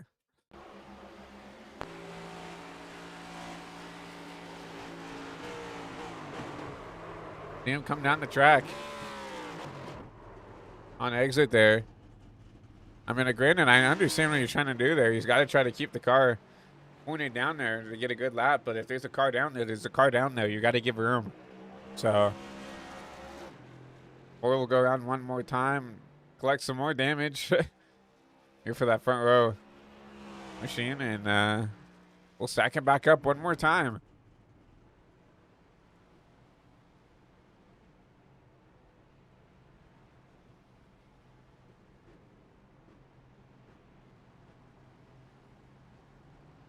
Now that we get the opportunity to, let's see if we can talk to the 9 of Chris Otto. Hey Chris, it's Christian up here in the booth. You got a copy? Yeah, how's it going, buddy? Well, leading the race here in that 9 machine, obviously you had some of your Hendrick teammates up there for a little bit of the time. You had Thomas up there briefly, and then obviously you had Joey up there until he had some contact with some other people. But, you know, leading the race right now, obviously you've had to kind of drive your way through the field here, bound those Penske Fords a little bit earlier. How's the car feel? How's the race been for you for so far? It's been pretty clean, which is, to say the least, because it's been just chaos from the start of the race with those spins on the restarts and stuff. I'm just glad I got away from all those cleanly. Car feels pretty good, especially in clean air. I just need to try to keep it, and hopefully my strategy works out. Obviously, we're kind of in that pit window-ish kind of spot here, but talk about this track position you need, right? How aggressive are you going to be to try to keep the track position, try to keep this clean air on this 9 machine? I will be as aggressive as I need to be to keep it because that is key. It seems like earlier in the race I was running faster laps than 4 cars in front of me, and I just couldn't catch them. It's just the dirty air. It's so hard to pass. If I can just keep this clean air, that's going to be the biggest thing. We got a big, hungry pack of wolves behind you there, trying to get you there, but getting ready to go back one to green. We wish you good luck the rest of the race, and hopefully we can talk to you back up here where you are right now. I hope so. Chris Otto in the 9 restarts, top of the charts here. He'll have the 77, the Lautenschlager, Charles Roberson, and Mark Gonzalez, your top 4.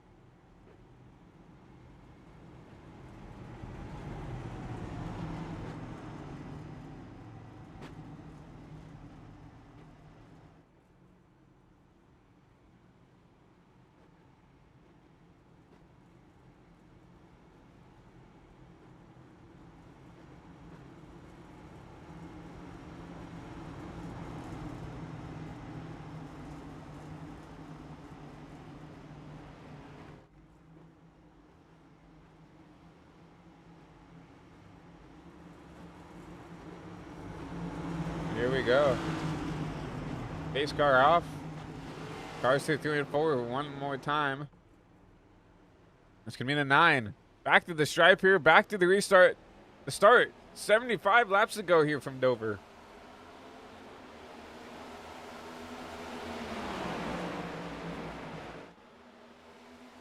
A good jump by the 9. A good jump by the 11. Here comes Charles Roberson on the top side. Charles has not had the season that he's wanted. But look at that. Aggressive on the top side. Going to take the lead away from the 9. Here comes the 77.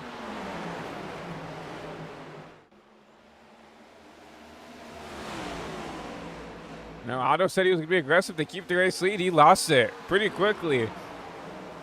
Now 11 is on rails right now. He has 10 lap fresher tires than the 9. So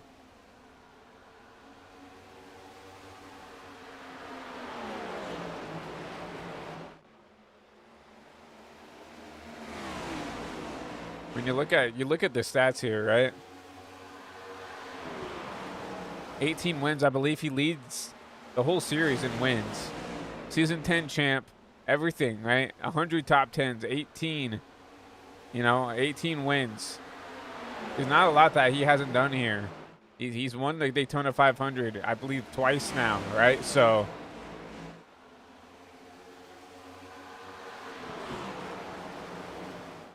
you expect him to be a championship contender every time we come here into the iSNF Cup Series. He just has not had the season.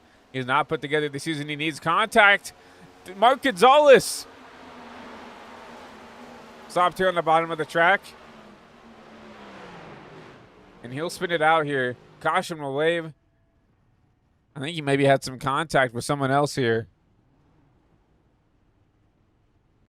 But it took him forever to get that thing spinning out. He was trying his best to keep that going. No, just got loose on his own. Off the bottom here.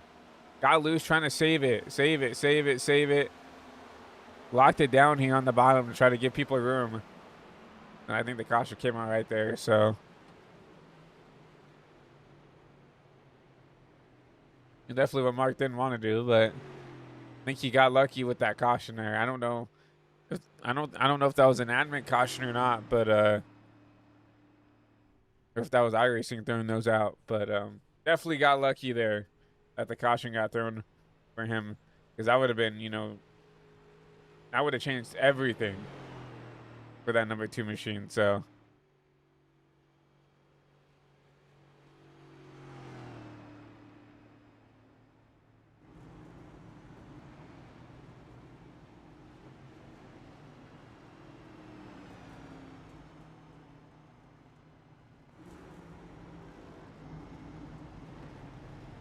I'm going to ask for a replay for the 45. I didn't really see anything with the 45. This might have been a while ago. Fortunately, we don't have timestamps on the YouTube chat like we do with Twitch, so I don't know how long ago that message was sent.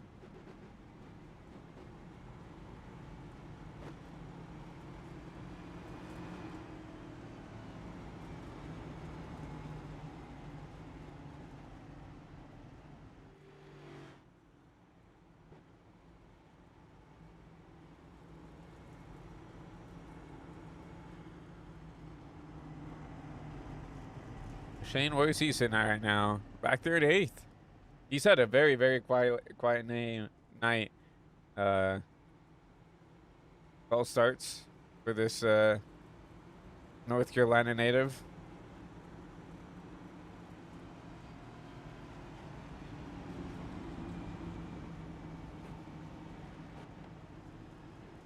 Looking through the field here. Christian 8. His first start up here inside the top 10. Timothy Cook. His second start. Texas native back there in the 19. Made some contact with the 54 earlier this race, but Jeff Weimer, really good recovery for him. Had a couple issues at the start of the race with the restarts. Back up here inside the top 5. Greg, no introduction. You know, I think he's led a couple laps actually. Wyatt Roberts looked really racy all race. Has not led laps yet tonight, but has been up inside the top 5 for most of the race. Otto and then Charles Roberson lead us back to green.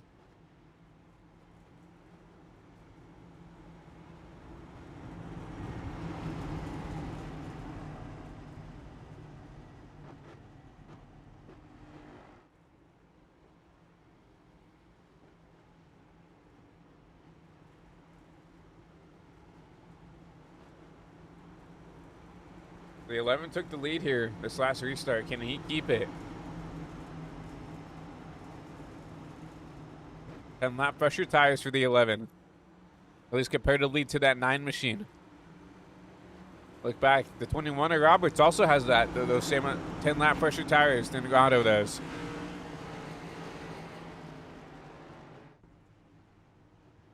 Back into the restart zone one more time. 11. Charles Roberson back to the point here to start lap 133. Chris Otto with a pretty good jump. He's going to keep that P2 spot. It's going to be the battle for P3. Wyatt Roberts, Craig Lautenschlager. 77 on the bottom, the 21 on the top. That Wood Brothers machine trying to hold strong on that top side. Going to get a run off of 4.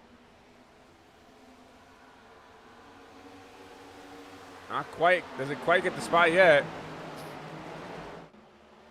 With a good run out of 2 here, should secure that P3 position over the 77. He does.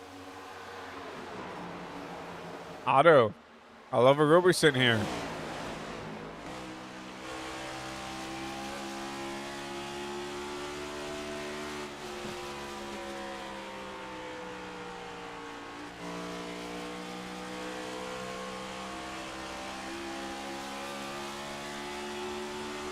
Here comes a 9.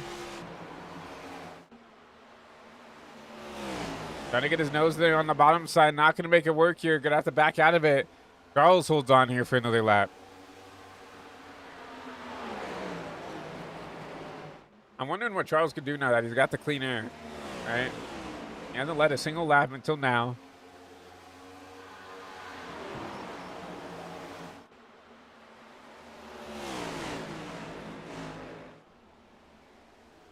I know that he can have pace. I just haven't seen him with the pace all race, so. I don't know if he has winning pace, or I don't know if it's just a clean air really helping him out right now. As he's starting to get away from the rest of the field here. Just under a 3/10 gap. Back to the 9.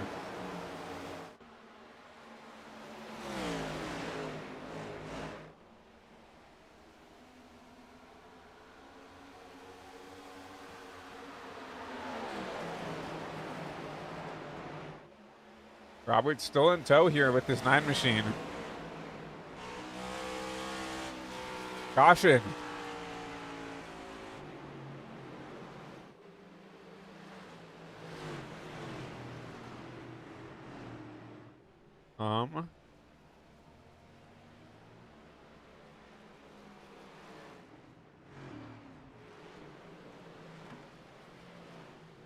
I'm sure.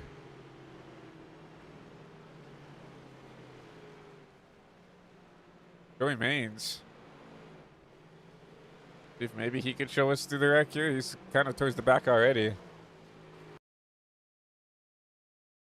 It was Joey Maines. Oh, man. I was wanting him to just show us where the wreck was. I didn't expect him to be the wreck. The 51 just comes down the track, cooks the 48 up the track. Very interesting. You know, Scott's had some issues where he's, you know, gotten into some run-ins with some other drivers. I think right there, I don't think that was I don't think that was deliberate. I think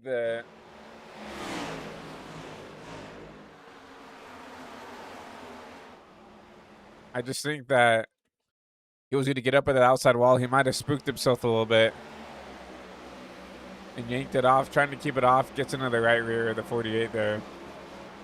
I just think he just kind of got spooked, trying not to get into the outside wall.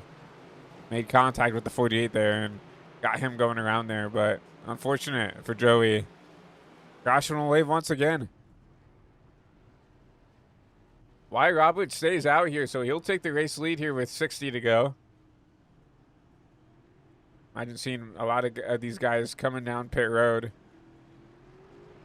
Maybe a 2-tire stop for the 7 machine. Yeah, 5 second. That's 2 tires. Everybody else, 4-tire stop.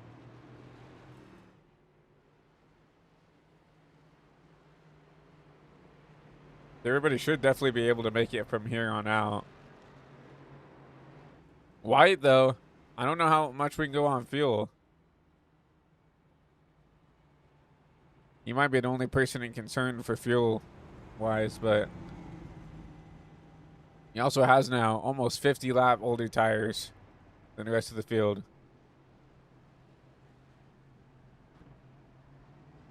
Granted, I would say probably 30 of those laps are under caution, but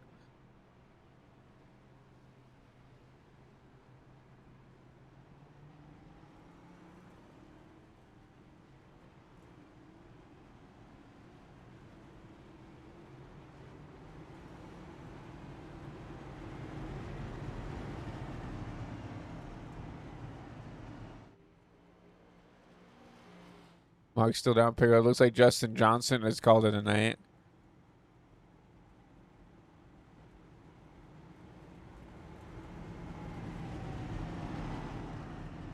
Mark Gonzalez out of pit road now. And we only have 13 cars on the lead lap. Thomas Flynn, the last car on the lead lap there. You see a little bit of scuffing on the right side of that car.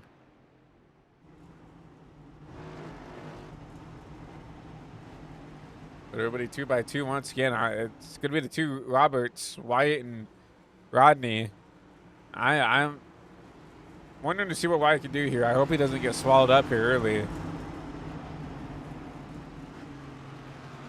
Yeah, 21 car needs a good run, so. But back into the restart zone. The 21 leads us back to green here to start lap 142.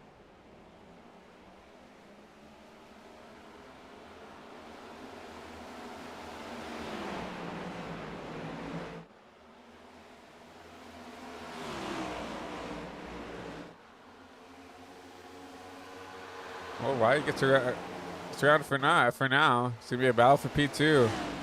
7 underneath the 9 machine. Chris Otto trying to fight tough on the top. The 7's still there.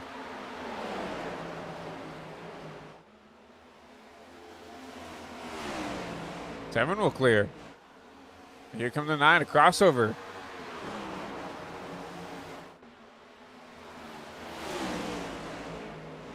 Ooh, that was close right there. 7 kind of pinched off the 9 there on exit. Could have been really bad, but here comes Chris once again using the bottom side. Trying to get around. Then we give them plenty of room to do what he needs to. They'll stay side by side down the backstretch.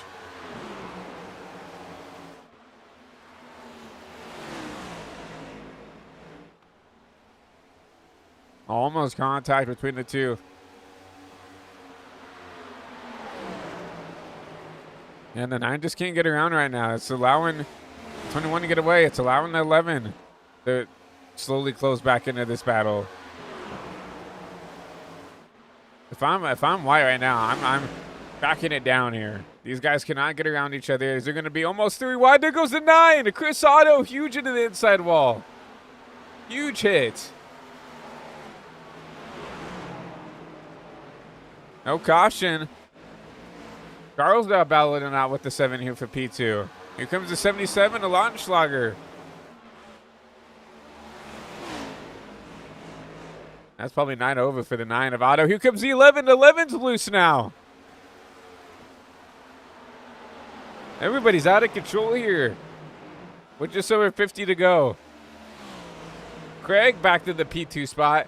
And look at this. Wyatt Roberts, a 2.5 gap. Back. There's not even a car almost in the frame yet. Oh, but he's struggling.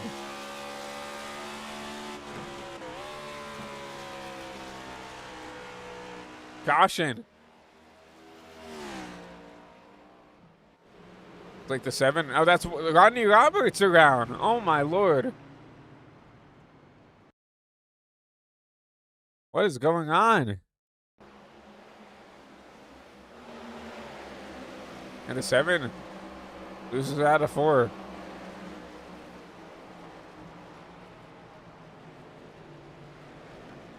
That was the whole top 5 outside the 21. Who just wrecked right there. That was the 2. That was the 11. That was the 7. All around here within 2 laps of each other.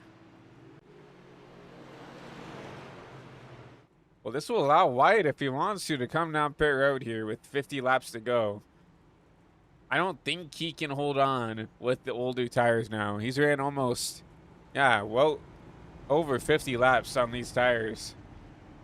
The issue is, do you give up the track position through this late in the game? I don't think he has a choice. Yeah, and here comes the 21. He's got 50 laps to get to the front. I mean, that's still a decent amount. So he's shown he's got potentially race-winning pace. So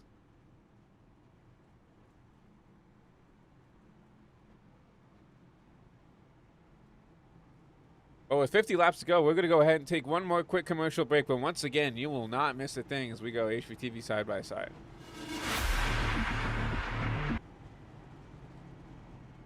Racing isn't easy, but experiencing it is. iRacing puts you in the driver's seat with the industry's leading sim racing game. Drive on laser scan replicas of the greatest racing circuits from around the world. Go head-to-head against other drivers chosen by skill-based matchmaking to ensure competitive racing at every level. Compete across all your favorite series. In officially licensed cars, engineered to deliver the most accurate driving experience possible.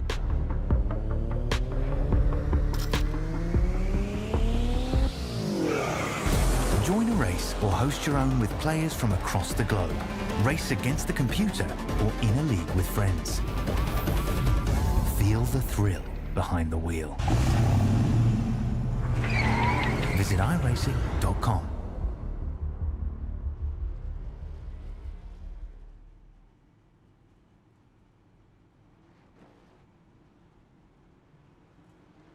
We welcome you back here. 50 laps to go for the first state 200. That 21 make the slow turn down pit road. Goes from the lead all the way back to P8. Honestly, 8th isn't that bad, but obviously didn't want to give up that race lead. So the 77 takes the point here. That's Craig and Jeff. Up to 1, 2. The 60 machine, what a recovery for Jeff.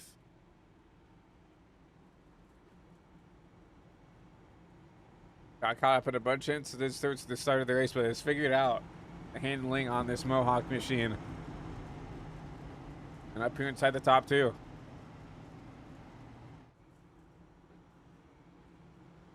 He's got a chance to break this winless streak. We'll just have to see here. Made a 77 and a 60. 1, 2. Back into the restart zone. Back ready to go green here for 50 laps to go here. From Dover.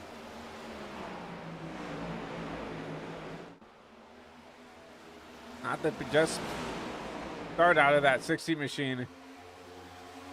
Greg already with about a 4/10 of a second gap lead. Here comes the 11. Trying to pounce on the 60. A little bit of contact.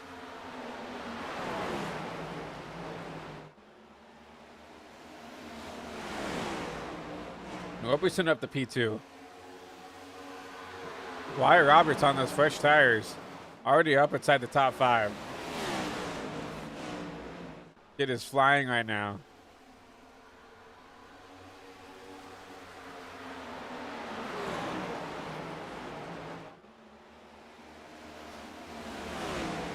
Gotta get around to 60 here.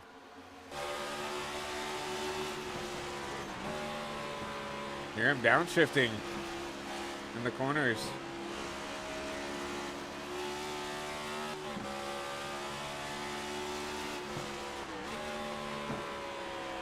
He's on full push.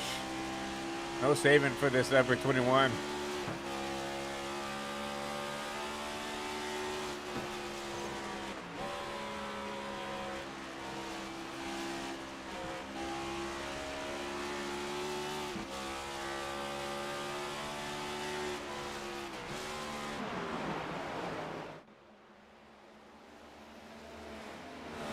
Kind of stalled out right here in third, though. Got behind the 11. Stalled out just a little bit. See Charles up the track there, trying to take that line away from the 21.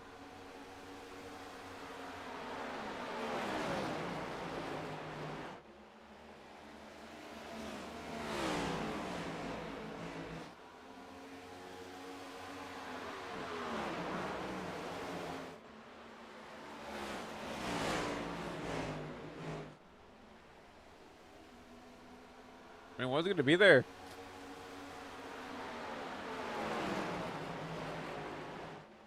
Levin has to give him the room here, side by side for P2.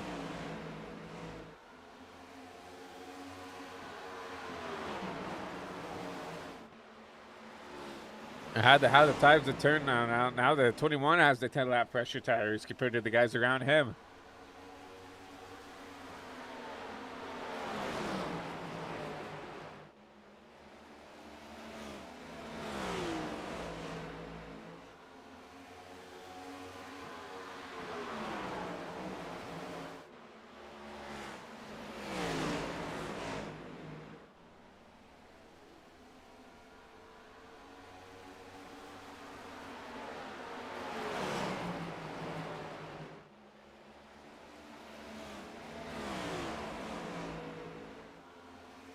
I won't say the 11's holding them up, but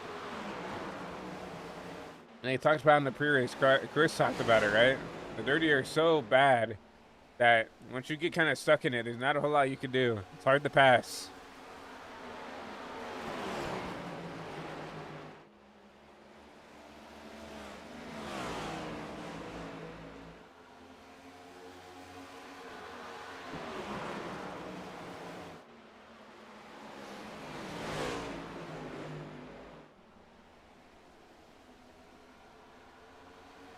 They're back. Potential battle ensuing here for P4. Jeff Weimer trying to hold off the 19. Timothy Cook.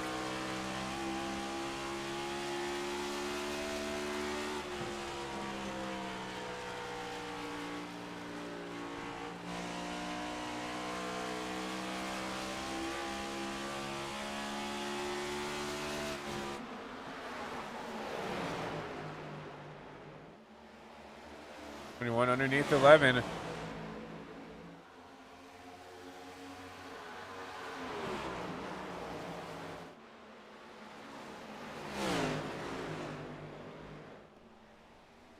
I don't know if it's to do like updated horsepower or what, but I just haven't seen anybody be able to go down there and just wrap the bottom. Everybody's a little bit up the track.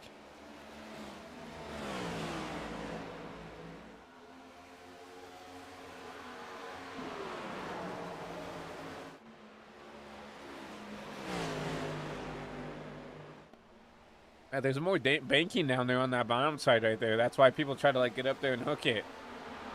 But I think Craig was doing it for a lap. No one's been able to get down there and just really grab the bottom like you used to be able to here in the next gen.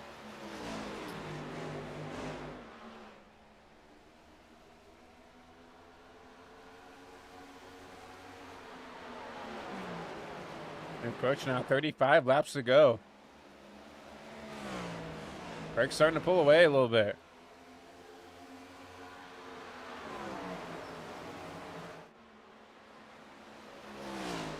Wyatt just cannot make the pass on this 11 machine.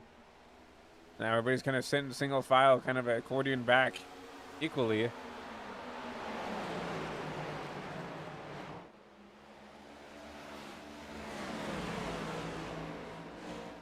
It's going to be a big points day for the 11. I mean, for the 77. They can keep this win here. Thomas Flynn back there in 9th, right? Still going to be a decent points day for Thomas, but Greg could come out here and win. It'd be huge.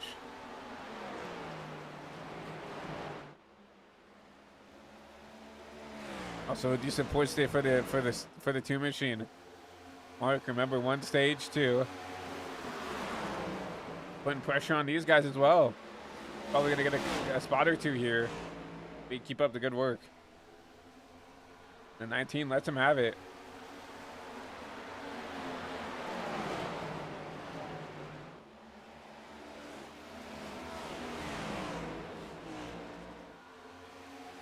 I don't know if Mark has time to go up and drive through the field here, but he's one of the only guys who I felt like had a strong, you know, race-winning car. Which he just got, you know, he got loose out of that corner.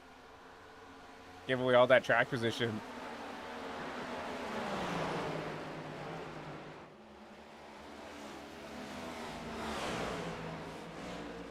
Get around to 60 though, Jeff Weimer. He's up to P4. Everybody's kind of stalled out right here. You know, 4th out back. 21 has not been able to get around that 11 machine.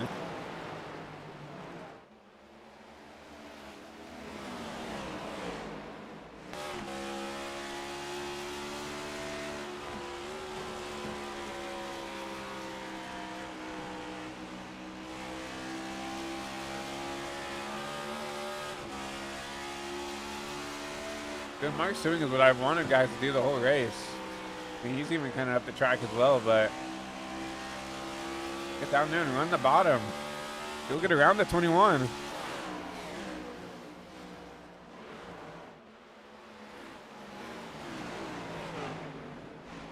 We still have 25 to go. This 2 might have an opportunity if he can get around 11 to go catch that 77 machine.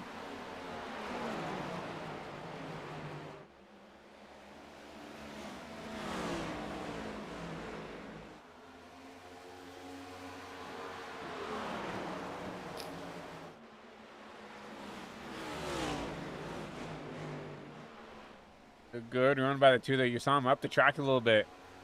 Saw that the 11 was, you know, trying to take his lane away. He goes up the track. It's a good run now, side by side for P2. Mark Gonzalez trying to make the move. He's there, still side by side. 11 really pinching him pretty hard here, but I think the 2 will have the advantage here out of 3 and 4. He'll take the spot. 11 with the crossover though. He's going to have to run the top.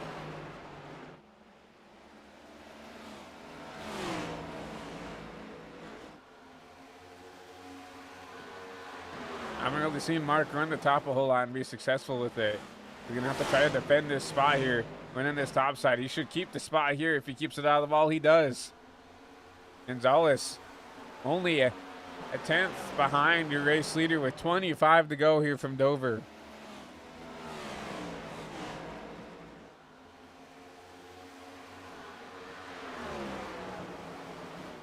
He's got plenty of time to reel in this 77.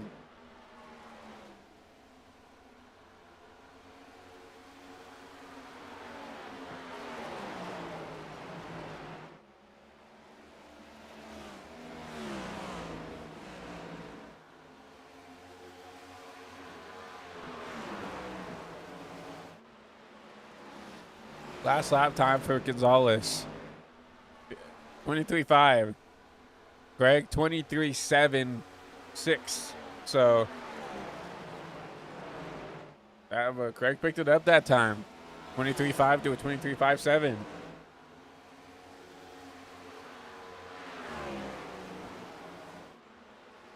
I wonder if Craig was saving his stuff a little bit. Seeing them battling it out behind. Maybe he saved his stuff until he needed the push here as we approach 20 to go. Marcus picking up the lap time, though. He just ran a 3. Craig ran a 4. Everybody else behind are running 7s, so. A 5 to a 4. Marcus slowly catching.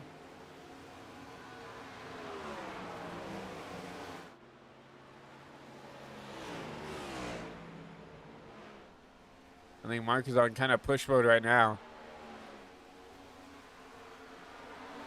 And they match lap times there, a 5.1 to a 5.4.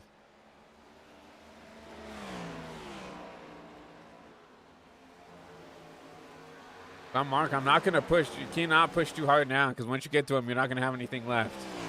You got 20 laps. That's a decent amount of time. Slowly reel him in.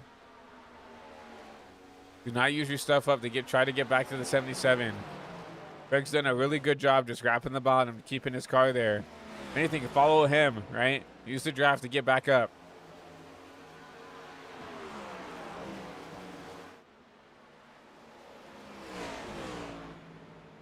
As you can tell when Mark pushes here because he's up the track. Trying to get some time out of the car.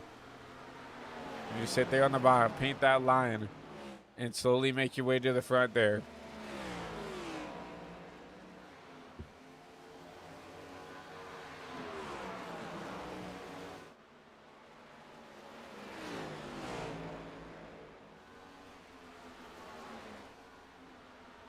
A little bit slower that time.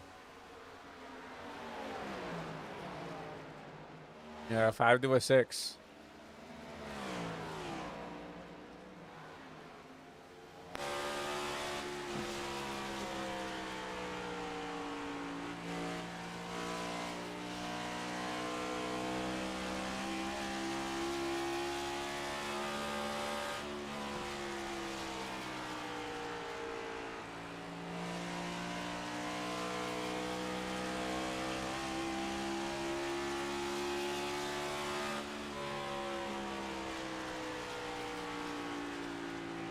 I think Mark's just in that spot now that where he's got to just kind of he's got to be kind of strategic of where he places the car. Because he is faster. He just can't get there.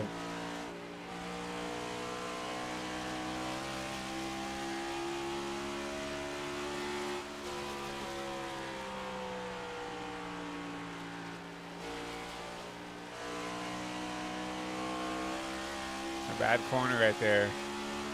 Give about a 10th that lap.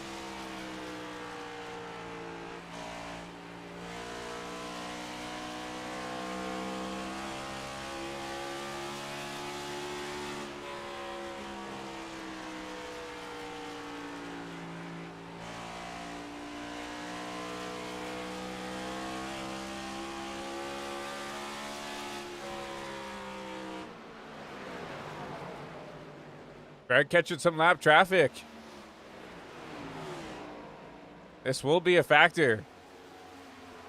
I mean, Mark's got it down to a 2. Had to run the top there, though. That lap car did not get out of the way.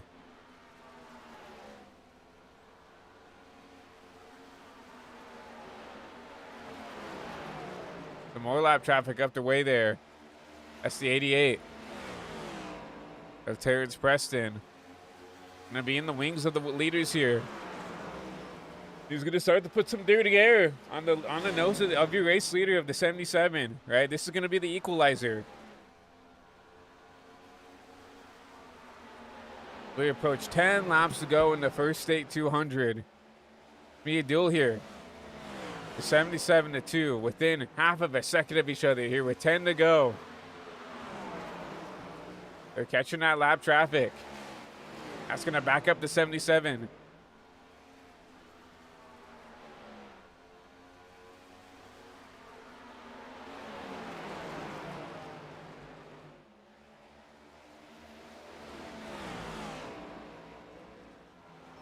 Mark closing in within 0.3 now.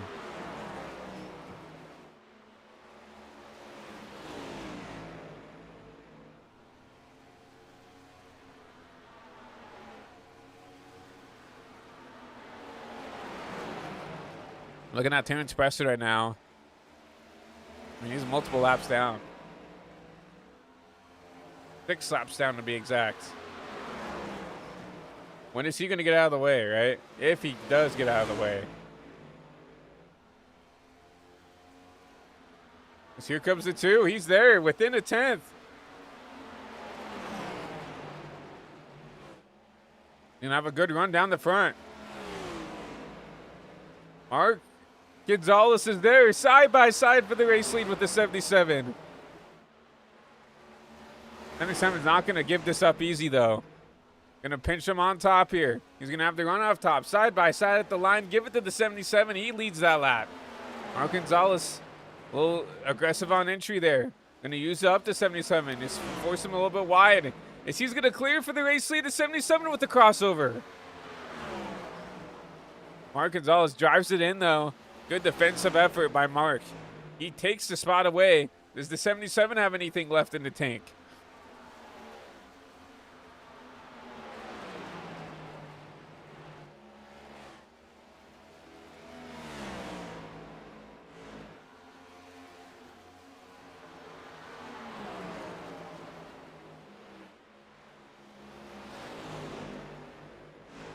Gonzalez out to the lead here as we get the 5 lap to go mark. Can he get away from the 77? Or does the 77 have something up his sleeve? He's not been able to put the gap yet. Craig is building something here with 5 to go.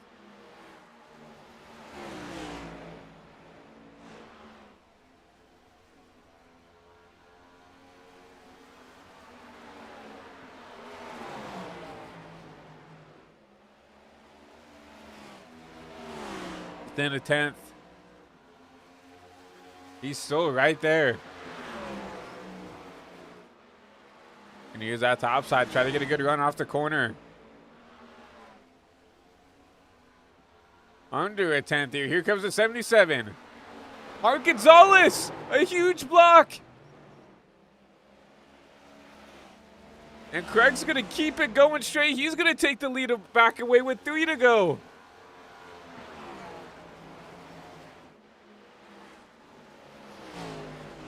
An aggressive driving in the corner for the 77. Moves the 2 up the track. And that might be all she wrote for Mark Gonzalez and that number 2 team. Half a second back with 2 to go. He's going to need 2 God laps here to get back to him.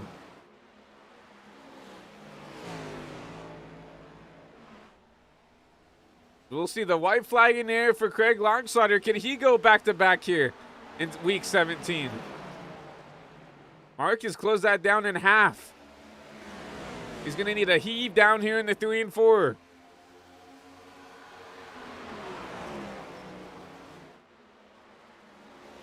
Not going to be enough. And the 77.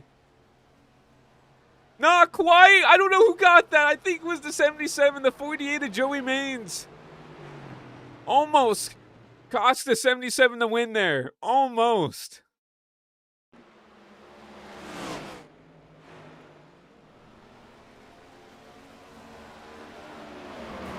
At the finish there. I honestly think if Mark doesn't get in the wall there, he wins this race. Because he gets up in the wall and he gives the 77 just a little bit of a push out. After he got up into the wall. And that's what got him the race there, was that little tiny little love tap from the 2 of Mark Gonzalez. But what a drive to try to get back there. Obviously, I don't think he's very happy with the 77 kind of getting used up there, but we'll just have to see. 77. You're even going to do burnouts here? No. Might not be too happy with the way he won that race, but regardless, the results on the left side of your screen there. We're going to take a quick commercial break here, and then we'll get ready to start your post-race show here from Dover. Talk to your top 3 finishers, look at your unofficial results, and wrap up the broadcast tonight here from Dover Motor Speedway.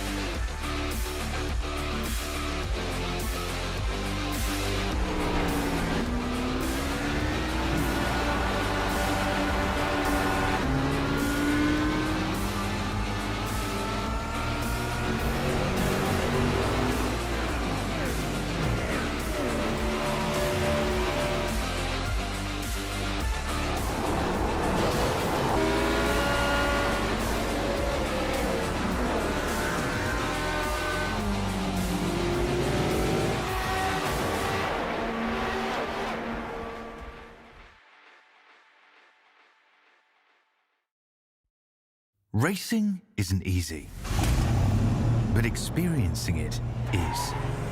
iRacing puts you in the driver's seat with the industry's leading sim racing game. Drive on laser scan replicas of the greatest racing circuits from around the world. Go head-to-head against other drivers chosen by skill-based matchmaking to ensure competitive racing at every level. Compete across all your favorite series. In officially licensed cars, engineered to deliver the most accurate driving experience possible.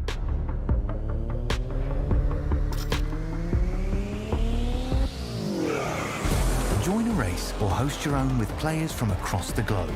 Race against the computer or in a league with friends. Feel the thrill behind the wheel. Visit iRacing.com.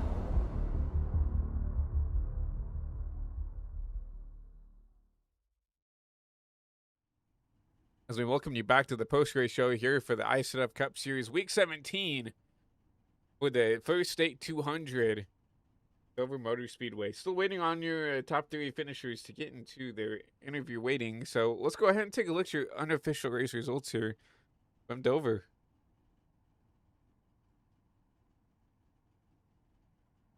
Grab them right here. Here we go. So Craig Launchlider barely ekes out the number 2 of Mark Gonzalez there. 6/100ths of a second. Little finish here for those two drivers.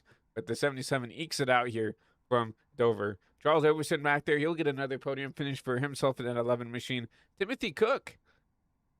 A good finish for him back there in P4. Wyatt Roberts, a top 5 finish for him. Good run for him. Jason Steptoe, P6. We didn't really talk to him at all this race, but about him this race, except getting caught up in some incidents. He gets a P6. Thomas Flynn, P7. Joey Maines, P8. Jeff Farmer, P9. And Shane Johnson rounds out the top 10. And only 8 drivers finish on the lead lap. Interesting. But you see Scott Trusty, Ronnie Roberts, Chris Chatsman. Hopefully I'm saying that right, Chris. I see you in the chat. Or you were out here, at least in the chat.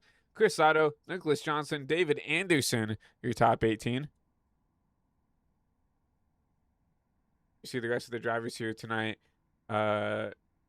Justin L. Johnson, Eric Jorgensen, Joey Berge, Eugene Thorne, Ronald Hall, Brian Treadwell, Bob Wyckoff, Cody Meadows, Chuck Cobb, Alyssa Sharp, and Isaac Wilson did not to show up for the race tonight. So,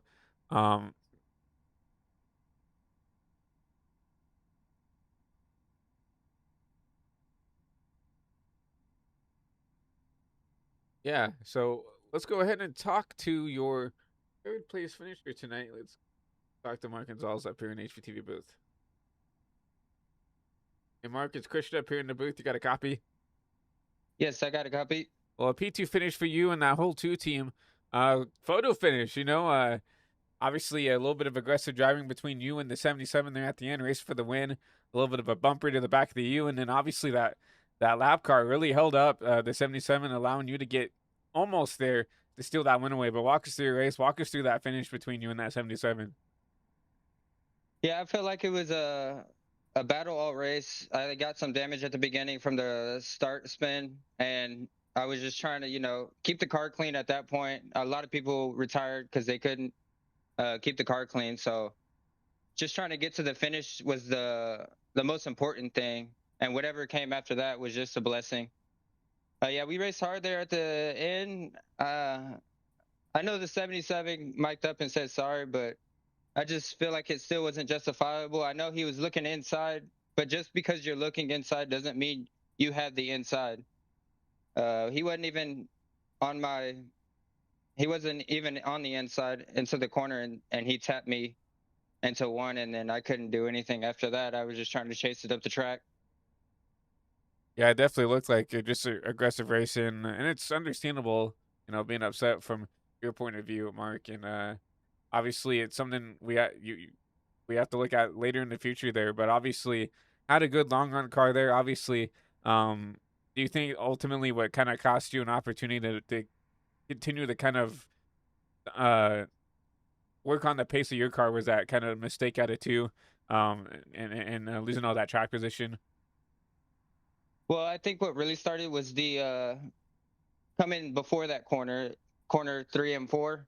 I had got tight, and that allowed him to get a good run into the front stretch, which gave him the thought of coming to my inside. So that's really another mistake by me. But like I said, it doesn't give you the right to just bumper somebody into the wall. And definitely some hard racing between you and the 77 machine there, to say the least. But still a good points day for you. Winning the stage, coming home P2, obviously trying to run down that number 24 of your points leader of Thomas Flynn. And obviously, I think he came home P7 or P8. So a good finish for you nonetheless. Plus getting that stage, that should help at least get you a couple spots in the standings at the very least.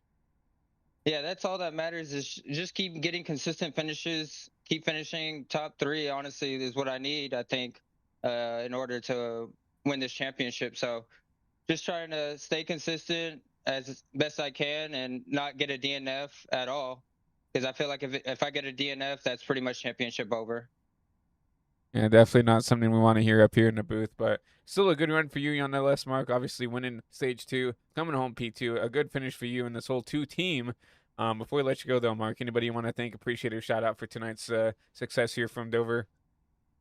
Yeah, I want to thank the 2 guys. They did awesome pit stops all night long. They fixed the car up every time they could.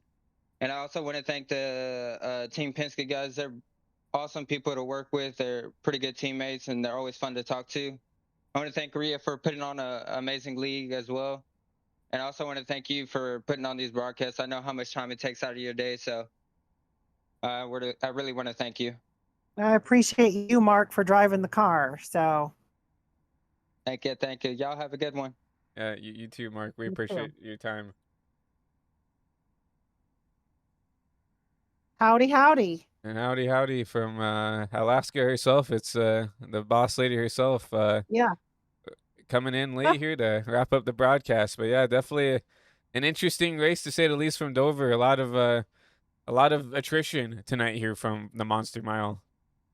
How many cautions we end up having thereabout? Oh, I think we had at least 10. So there was just Yeah. a lot of issues on the restarts where people were just putting the power down too early, spinning the tires, and Gotcha. just kind of collecting the whole field with them. So yeah, there's only 9. I believe there's 8 drivers who finished on the lead lap. So yeah, definitely an attrition filled race here from Dover, but a good battle at the end there between the 2 and the 77. Obviously, you heard Mark's point of view, kind of getting used up there for the win, and then almost got it back because the 48 of Joey Maines just trying to get to the finish there, kind of parked it in front of the leader there, allowed Mark to at least make it an attempt to race him back to the line though. But the 77 of Craig gets back. I don't see anybody else here in the waiting room, so yeah, but still definitely a chaotic field race here from Dover.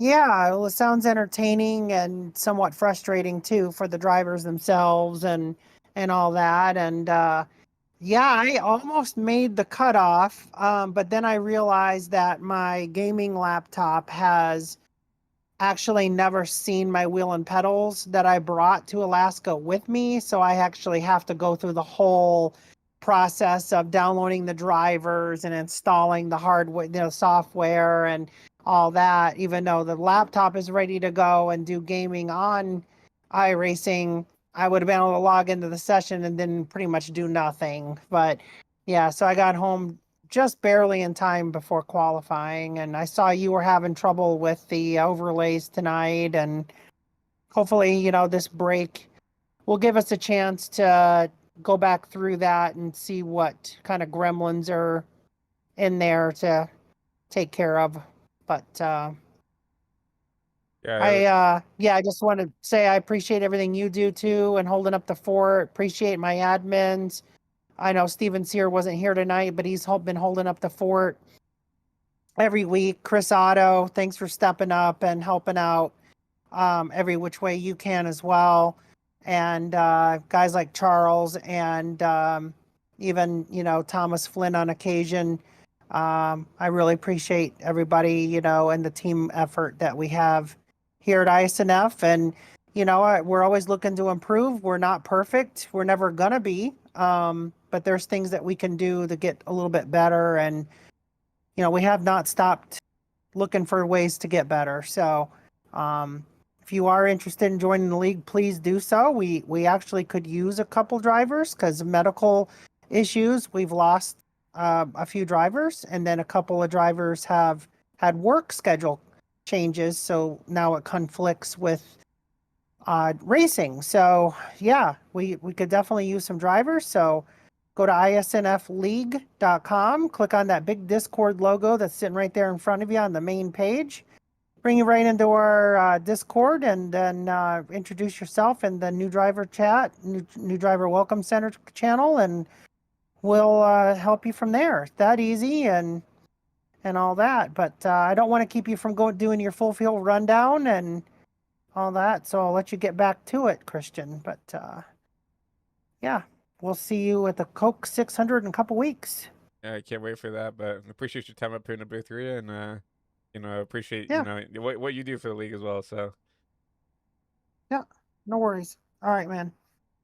You have a good one. Yeah, Rhea back up here in the booth, yeah, and obviously we did have a couple gremlins up here. She addressed those, and I honestly think it was just the Windows update and stuff like that, because as soon as we did a completely clean wipe of the computer, everything kind of worked out. Obviously, SDK has had its moments where we haven't been able to work the way it needs to. Obviously, I'm not the most adjusted to SDK. This is the only series we run SDK on, right? Which is another completely different software for people who want to know what SDK and ATVO is. It's just a different software that you can use to broadcast here on the sim. So obviously we are an ATVO family, and Rhea just happens to like SDK because it's easier for her to get me the information I need to put on a good broadcast. So nothing against ATVO, nothing against SDK. Just unfortunately, I'm just not as pronounced and know how to troubleshoot some stuff with SDK. So if it goes down, I'm just really the only thing I can really think to do is just continue to try to restart the software. So, but yeah, nonetheless, still an interesting race. We had some long green flag runs. We had a lot of cautions tonight as well, but some good racing nonetheless. Obviously, it looked like it was a little bit hard to pass. So when you did get those passes done, at least for the driver's sake, it looked like it was pretty. It was really worthwhile, right? To get those passes done to get up towards the front. But another congratulations to Craig Launchslaughter on another win tonight. I believe that's his third or fourth win of the season. So starting to rack off these wins here late in the season to hopefully try to push to get into the championship bubble here throughout the weeks here. But like Rhea said, we will not be live. We will not be racing next week as we take a week off for Memorial Day, and we'd like to thank before we get to there, we'd like to thank all of our veterans and everybody who do what they do to make sure that we can live the life we do here in America and in the USA, right? I know there's a lot of stuff going on in the world right now, but nothing at the end of the day, nothing changes there. There's still, hundreds of thousands of men and women who put their life out on the line, right? To make sure that we're safe and that we can, do whatever we need to, right? To live our life here in the United States. Obviously a lot of people don't, would argue that this is not the land of the free and the home of the brave anymore. But at the very least, we still have so much more rights and freedoms and opportunities than a lot of people do throughout the world, right? And it's because of those men and women who go out and fight for our freedom and fight for our rights and fight for that. And so at least here on HVTV, we appreciate and honor every person who's, a part of the military, whether you are out overseas actually fighting wars or whether, sitting at a desk, as a secretary. Every little aspect counts when it comes to, that. And at least here on the network, we appreciate everybody who sacrifices, their availability with their family, with their friends, just to make sure that we can live the life that we do, right? I don't think enough people appreciate, what all the people do in the background to make sure that we can live the life we live, right? And at least here on the network, we appreciate every single veteran, every single active duty, Army Reserve, anybody, National Guard, for doing what they do to make sure that we can live the life that we live. And we wish everybody a happy Memorial Day here from the iSNF Cup Series. Obviously, we'll be off as it is Memorial Day weekend here for the iSNF Cup Series, but in 2 weeks' time, we'll be back here for the iSNF Coke 600, a full-length distance race, one of 3 Crown Jewel races here on the iSNF Cup Series scheduled here for Season 11. So can't wait to do that. It's going to be a long race. It's going to be a grueling race. Excuse me. We might have some guests up here in the booth to help give me some company. Obviously, 600 miles, a long time. So, but looking. Excuse me. Jeez. Took a sip of water, went down the wrong pipe. But looking into the future, no HVTV After Dark is Daniel Mostoller has actually had Dover Raceway to watch the races there. That's probably his closest home track, I believe. So he's down there at Dover. So no HVTV After Dark, but this Monday, potentially, I don't know who's going to be up in the booth quite yet for the UIS Truck Series, but it will be, on the network here on Mondays, the UIS Truck Series, as they go to their 3rd week of the season there, season number 7. And we'll be right back here around the corner here on Thursday for the Prestige Cup Series and an AWC Pro Series as they continue their post-season chase there. So yeah, and we'll be off for Saturday. It is Memorial Day. We might have HVTV After Dark next Saturday, depending on what Mr. Most wants to do. But besides that, hope everybody has a great rest of their Saturday. Another congratulations to Craig Lautenschlager and that whole 77 team on a win here at Dover. But hope everybody has a great rest of their Saturday. Enjoy the All-Star race tomorrow on Sunday as you see the best of the best Cup drivers try to fend off and get the All-Star race win there from Dover Motor Speedway. And yeah, hope everybody has a great rest of the weekend. We'll see you guys soon. Peace out, guys.